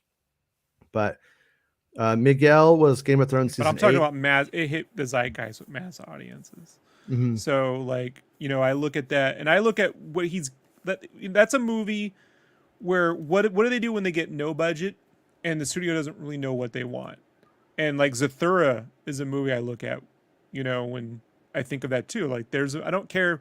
That's one of the things where it didn't hit with audiences and it didn't make a lot of money, but that's a solid 80s style Amblin film. Probably the last I've ever seen other than the first half of like Super 8, and then all of Stranger Things has managed to pull it off. But Zathura is it's a way better film than fucking Jumanji, like way better film. So it's got puppetry and models and a Drew Struzan poster and all that shit. Yeah, so I never saw Jumanji because I actually lived it. When we went to grad night at Disneyland, it played on the bus, and I was forced to fucking sit through it. I was Really? like, I hate it, man. I like dramatic Robin Williams, like The Fisher King, right? Or Yeah. that one where he was Russian and he came over and got I think it was the World's Greatest Dad is a great movie. World's Greatest Dad. So I like Dead Poets Society. I don't like I don't like Jumanji. I don't like Hook. I don't like it. I don't like it, Sam. I am. I like Hook. I like Hook. Hook is Don't good. like it. But Hook was the last it was either Prince of Thieves or Hook was the last toy line I ever bought as a kid, where I was like playing with, where I still like played with the toys to some extent. That was like the end of it. I had the pan sword. The pan sword was cool because it had like a weird like weight in it, and when you would like swing it, it would go ding, ding, like when the weight would hit like the sensor. It was fun. If it wasn't for this scene where Hook is having a thought and then he loses it and tries to commit suicide, like if it wasn't for that, there's nothing to watch in that movie for me. Him trying to commit suicide and Smee talking him out. I could watch a whole fucking series of that era. I better watched damn well it. stop me from killing myself, Smee. I watched it. Yeah. I watched it with my daughter a little while ago, and I did want to step on Tinkerbell. I can't lie. When Julia Roberts in Hook is the worst thing that ever happened to movies, and I stand by that. She's terrible. She's fucking terrible. You didn't see Batman and Robin. Okay. So we were talking about movies Warner Brothers. You call it a movie. I wouldn't call it a movie. Right? Movies Warner Brothers should have canceled, because that whole canceling like Batgirl and Scooby and other shit yesterday. Movies. Yeah. And by the way, Robert Meyer Burnett came out and said that his source said that had Matrix 4 not released yet, that would have been canceled too. Like, it's just one of those things that hurts a brand kind of fucking thing, you know? Yeah. But I keep thinking, like, there's no movie that did more damage to a brand than Batman and Robin. Like, to the point where even Batman Begins goes largely unnoticed, you know? When it gets released, it isn't until 10 years later with The Dark Knight that Batman really gets noticed again. My hope is that with all of this stuff going on, and I think they would be wise to get Tim Burton back and Michael Keaton and not release his Batman stuff and do I'm not saying it would be Tim good Burton or hasn't bad. made a good film in a long time, bro. It doesn't like, matter. That Dumbo was. I was Yeah, like, let me say, it's how not could it about be that. bad? Keaton's in Dumbo. Like, it's not good, dude. Warner Brothers needs money. Warner Brothers got bills. Warner Brothers got kids to feed, and Warner Brothers got a cell phone bill. Burton and hasn't made good films, man. Like, he hasn't made a good film since Big Fish. I'm with you. But then don't. That's not going to help. I'm talking about it. Isn't going to do enough. We're being businessmen right now, Rob. Okay, want to be businessmen? They would be wiser to get Sam Raimi for a Batman Keaton film than Tim Burton. Like, no, because Sam Raimi didn't make the fucking Batman movies that I liked when I was a kid. But he wanted to. You know, we're selling nostalgia to 40-year-old guys getting great pubes. Okay, and so are you of the agreement? Look, most of the people feel that Batman Returns is the better of the two Burton films, if not the best Batman film. No, it's the best. It's the best looking Batman movie ever made, but it's not in any way it's not the best Batman movie at all. I'm of the mind that Batman '89 for me looks better because it's grittier and is a more tactile. Like I like the feel of Batman '89 over Batman Returns any day of the week. I like the monster. The Penguin makeup is great. The Catwoman makeup is great. The fucking movie's horrible, other than the Trump-esque like bit, which I thought was cool. But hear me out here. Tim Burton knows that he's done it all. He's done. He knows that he's peaked. He's aware of this, but he knows that he knows how to make it. He made those Batman movies. He didn't forget. He knows what it took. And do I think he could come back in and just bring that flavor to a third Batman movie, the one that he was probably going to make? And people say he won't do it because of how Warner Brothers treated him. You know what? Everybody who treated him bad is gone. Like they're all gone. So what I'm saying is, if you go and you make the third Batman movie, and you make it with Burton and him, whether it's good or bad, I'm following that shit every day on the internet until it comes out and I see it and get the hate But watch the it. problem is the final result is what they're canceling, not the buzz surrounding The final possibility result of the film. is something around the level of Force Awakens for Batman, I think. Bro, have you seen Dumbo?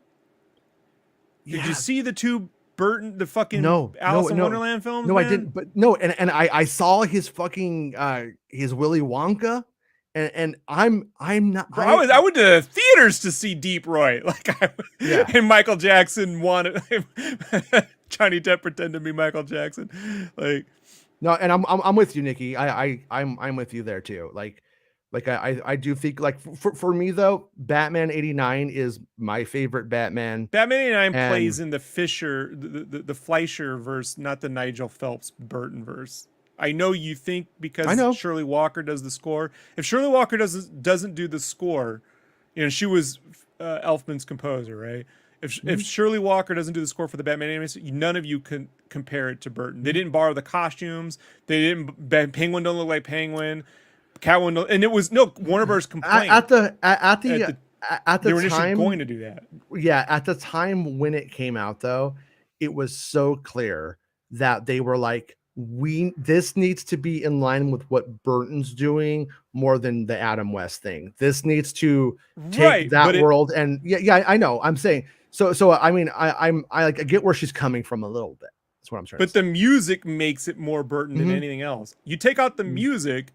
It just plays like a really well done 30s cartoon. Like, guys, I love the guys look and sound like Eckhart and stuff like that. Like in the show, like they kind of like got some of that. They got some of that kind of going. You know what I mean? Though it's like the 30s Cops, which that movie is borrowing. The first Burton movie is borrowing from that 30s Scarface, the 30s Scarface Maltese Falcon style of dialogue. Yeah. Yeah, no, and I hated Burton. I mean, realistically, like, Burton as a magical filmmaker probably stops somewhere around Edward Scissorhands for me. Sleepy Hollow kind of gets a little bit in there, but I can't act like Sleepy Hollow was anywhere as magical as like the Pee-wee's Big Adventure fucking filmmaker. Nikki, I was at Comic-Con in 92 and I saw it early. I was in the panel with them. I know what their influences were before they made it. Okay. Like, I'm very aware. Thank you. Like they didn't, if they wanted to make it like Burton's, they would have got the Nigel Phelps. Nigel Phelps was the actual background designer for the 89 Batman film, not Anton First. And they did not borrow from those designs. They went with the Fleischer look. They actually, all the lobby key art are pulled from 30 style, 40 style, films and stuff, and they intentionally went away from any of the characters bearing black costumes or the Penguin. Like they were asked to put it a little more on model later, but even then it doesn't really kind of touch the Burton stuff until the Adventures of Batman, which was rebooted in '96, where Catwoman has like the white face and the leather outfit and stuff. So it's playing in the Fleischer. I have the Chip Kid book, man. It's falling apart. It's playing in the Fleischerverse. The music is what ties it. Okay. But here's the whole thing. I got real fat eating Batman cereal. I got a collector's bank. I had a lot of collector's banks. Batman collector's banks. I had a sticker of Michael Keaton's mouth on it. And I'm just saying, man, I think if they were to do that, I think they have themselves a sure hit. I don't know if it'd be a good movie. But that's what they're supposedly canceling, is whether the film is good for the franchise or not. So if you're going on Buzz alone, then I wish Burton. Okay, but I really love Burton's style. Like, did you see but hold on, Shadows hold movie? On. It's about that idea is about to get perverted. Because the problem that Warner Brothers had is they made movies too cheap for the theater. You know what I mean? Right. And too expensive for cable. Like that's sort of where they ended up falling, and they're making it sound like it's a quality move. It's purely fucking financial. It's Well, purely it's purely it's 100% not the acting or the financial. story. I think it Yeah. turned out poorly. It's that it visually looks like you can't put Kenobi on the fucking screen. I've told you that before. In its current state, you'd have to really fucking visually change it to make it on a big. Because when you put it big on a screen, you're gonna be looking at it like Yeah. if the costumes and the materials aren't there, you go, man, that looks fucking cheap. It's my biggest. Fuck the story or the acting for the prequels. I've told you a million times. My biggest gripe with those films is the materials used on the physical sets look fucking plastic. They all look like that Disney store material at the mall, circa 1995. I don't know why. A lot of the stuff a lot of it was just wood, and then a lot of it was stuff out of the store and repurposed. So I know, but it probably looks like like when you just take primer and put like metallic paint, and you're like, look, it's metal. Like that doesn't make it metal. Yeah. And I wonder if that was done for a lot of blue screen to keep reflections out and shit. Like there was a reasoning for all this, I think some of it though was just the fact that that worked in the earlier versions of the films when they were doing that, and it was fine. X-wings were made out of wood and stuff, but it's when you get into the more pristine galaxy and filming digitally and stuff, I think that's when it starts looking a little bit different. So at the 1992 Comic-Con, they were showing off, they had a video, they had this little fucking TV. The DC didn't have a booth. They had this mini strip, this like aisle of tables. And on a corner aisle, they had a CRT television, a little tiny 13-inch fucking thing with the Man-Bat episode of Batman the Animated, which was the first episode, playing on a loop. They take it out, put it in another tape, and rewind it. They had 2 tapes. They'd put them in and out. And I was sitting there watching. I was like, what the fuck is this? And I kept thinking, like, man, Tim Burton would do a great Man-Bat, right? Creatures and shit. I wish, like Clayface and those monsters, Burton is a monster guy. And there's all these crazy monsters that could never have been done in 1992. I wish he was there as a director. He just seems to be so not... That fucking... The Shadows movie, which I was looking forward to. I mean, no. If I could go, pretend that I'm a spooky guy, or I could go, probably, do some drugs on an island with Bonham Carter all weekend, I'd probably do that instead. I don't blame the guy. I think that's what I would do. But I would also think that it would be a good retirement movie for him to do, a good capstone if he wanted one that wasn't Dumbo. And if I don't know where he's at with that stuff, but I just think that if there was that third Batman movie and they gave it to us, oh man, I think it would make some fucking money, because all of us guys who went and saw those original ones, and looking girls and everyone else, they might have kids now, and it's Batman on top of that. Like, you know what I'm saying though? Like, would you shave a bat symbol into the back of your head? I every time I take my kids to a Taco Bell, and we like when we go to Taco Bell, we like, because my kids are tiny, so we're able to get one of those boxes, that makes you really fat but share it, and they put like cinnamon twists in there, and I'm like, when I was a kid, these had a Batman symbol on them, and I kept all the bags because they had the Batman logo on them every time. Yeah, but me too. Yeah, and to this day I still think of Batman whenever I have cinnamon twists at Taco Bell. But anyways, so that's what I would do if I were them. But I don't know.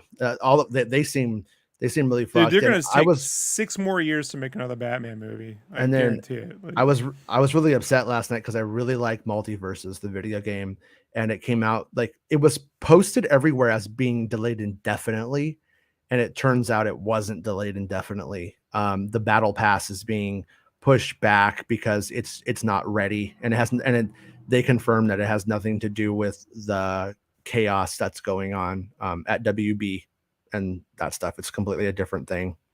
Yeah, my only fear for those types of games is, and I've worked with publishers, publishers tend to have unrealistic expectations. If you spend $100 million on a game and you make back $300 million, you should be happy, right? But if their internal projection is we expected to make $2 billion, then it's a fucking loss to them. I don't think that should be the case at all. Yeah, it's a bit of a weird one. Like, for instance, like Gandalf is coming into that game, right? And but it's pretty clear if you think about it, like a little bit, like how they're going to release characters. Like when the Lord of the Rings show is coming out or whatever, they'll probably do it as a tie-in. they'll find ways, and that whether there'll be ways of making money. And like, you know, when a Star Wars show comes out, for instance, this isn't rumored, but Andor might turn up. People act like it's only WB stuff. They literally have their foot in the door with all of the WB content. So WB characters are likely going to be like 80-90% of the game. But boy, it's a good game though, man. I don't like the recent iterations of Smash Brothers, but I'm like addicted to the game. The biggest problem with these games is the licensing costs. So Yeah. they sticking with characters they already own is gotta be the way forward. Because like even Nintendo, like with Smash, every time they do the Smash Brothers, they have to relicense those characters. And so when they eventually do the next, will there be another Smash Bros? Because relicensing the characters, hey, those guys go, hey, now you want another Cloud? Oh, we're gonna triple the. It's like trying to get your actor and renegotiate every movie with them. You know, it's the same deal. What they're doing with this new game is pretty smart. If you look up, like, there's been a lot of data mining and leaks going on over the last couple of months, and they got like a guy named Ninja. He's just a fucking ninja, dude. You know what I mean? Just a ninja, right? But also he's Naruto. And so I think if they don't have the rights to, let's say, have Naruto in a game, let's say in like North America, it'll just be Ninja. Or if at some point the license ends and then they don't have it anymore, then it just becomes Ninja. And so like they already have like a whole fallback thing for that kind of shit. I mean, it could make people really mad if you go and you buy a character because he's Naruto, and then in 2 years you go log back in and he's fucking Ninja. But you know, yeah. Or it could also make companies really mad too, and they're like, yeah. And then we have to renegotiate what parody laws are and shit, you know. Mm-hmm. And if you think that can't happen, Disney's already changed copyright law. What makes you think they wouldn't find a way to change parody law too? Anything's up for sale in America's government for certain. But it's like that kind of model of that game is just like, when you get down to it, like it's only in beta. It has over 6 million people playing it. It's lined up to be a really big, to be what Smash Brothers should have been if Nintendo wasn't so stupid.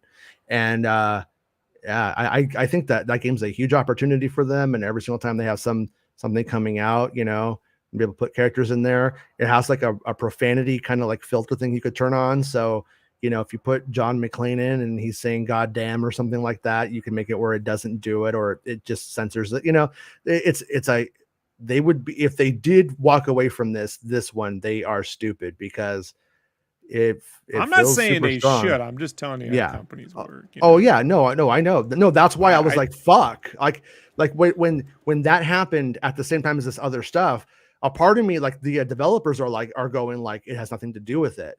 And so I'm like, okay, but it's really hard to believe that entirely. You know what I mean? When that company is like hemorrhaging and trying to plug cash leaks.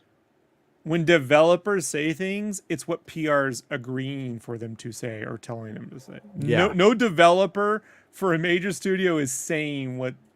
It doesn't matter if it's the truth or not. None of them are saying anything without PR coordinating that. I've just seen how that works. So yeah, you know, you go, well, look, a developer said it. Yeah, because if the PR person came out and said it, you wouldn't trust it. So the PR person has a developer tweet it out. Well, but it's still PR. Like, I'm not disagreeing with you. I think you were generally totally correct. This guy, I don't remember his name off the top of my head, but I was looking at it and he was like retweeting fans making character builds and how the moves would work and stuff. And I was like, this looks like a lawsuit waiting to happen. You know what I mean? When I was like looking at it, but I was like, the guy does seem more authentic than most of the developers I've ever like looked into stuff over, for what it's worth. But yeah, I'm with you. I mean, it's a big company. You don't get to that job, you know, without you don't keep that job speaking for the company or for the whole group. You know, yeah. Like, yeah, it does sound like although the HBO Max original shows are on the chopping block, is what it sounds like. Well, not Peacemaker. And like, I think like eight of them went just missing yesterday. They're just gone. And so I guess it must have made a deal to like put them on. I wanted to like vinyl. I was looking forward to it, but yeah. Sorry. Old Republic says, Rob, as the new James Bond, do a British accent and some black color in your hair and Hans Zimmer doing the music. Who should direct the wonderful project? Would be a hit for sure. Trust me. Yeah, Rob And he is is a as James Bond. Bond? Rob is Bond. I can't act. I guess it doesn't matter, right? Let's get to work out a lot. I like working out. I know. Yeah. I really thought, I know like Nolan put his stamp on Bond with that whole like snow, in Inception with especially with the ski scene, right? Yeah. But I think Nolan would be a great James Bond. Like, give him that, you know. Let him do a trilogy of James Bonds the way he did the Batmans, and just let him take his time. Because frankly, we don't need fucking a James Bond movie every year. You know, they just take your time. It seems to be the ones where, I mean, and he grew up. He's not British, but he grew up in England. You know, so like, I think Nolan is the better fit for James Bond. To be honest with you. Yeah. I say just make Indiana Jones into a television show, but treat it like it's a movie, and do 45 minutes. That's what me and Besson were talking about, and I agree with him. I think that's a great idea. No, I was rewatching Samurai Jack, right? And I was like, I know you're not a big Tartakovsky fan, but like, no, I really love his Clone Wars. I just don't think it's something what else. I love about it's Jack, the superhero genre meshed up with Star Wars, and people don't realize that. What I like about Jack though is how much of it was told without dialogue. Yeah. And if you I love did Samurai Jack. an Afra animated series directed by him, largely silent, where she's just going around doing Star Wars Indiana Jones stuff, you know what I mean, with that kind of 60s aesthetic, I think that is where you start to put that character out there, in the mainstream culture. Like, that would work way better than a live action until you go to a film, Yeah. Like, yeah. I know I go back and forth on that. I'm like, I wouldn't want the Star Wars Indiana Jones to ever make Lucasfilm not make Indiana Jones, because they got Star Wars Indiana Jones. And like that's kind of like where like, so I always go like, man, I hope they don't ever get like either or about it. That's my only like fear of the whole concept. But what's cool is when you look at Jack, like when he goes to like some weird jungle and there's weird alien bug creatures and shit, you can't get that in Indiana Jones. They have to continually be like native cultures.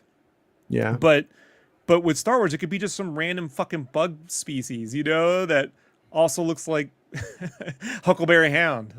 Yeah. Like I just think that's what I like about the 2D animation more than the 3D is you can do weirder designs and they work easier in contrast to more realistic designs.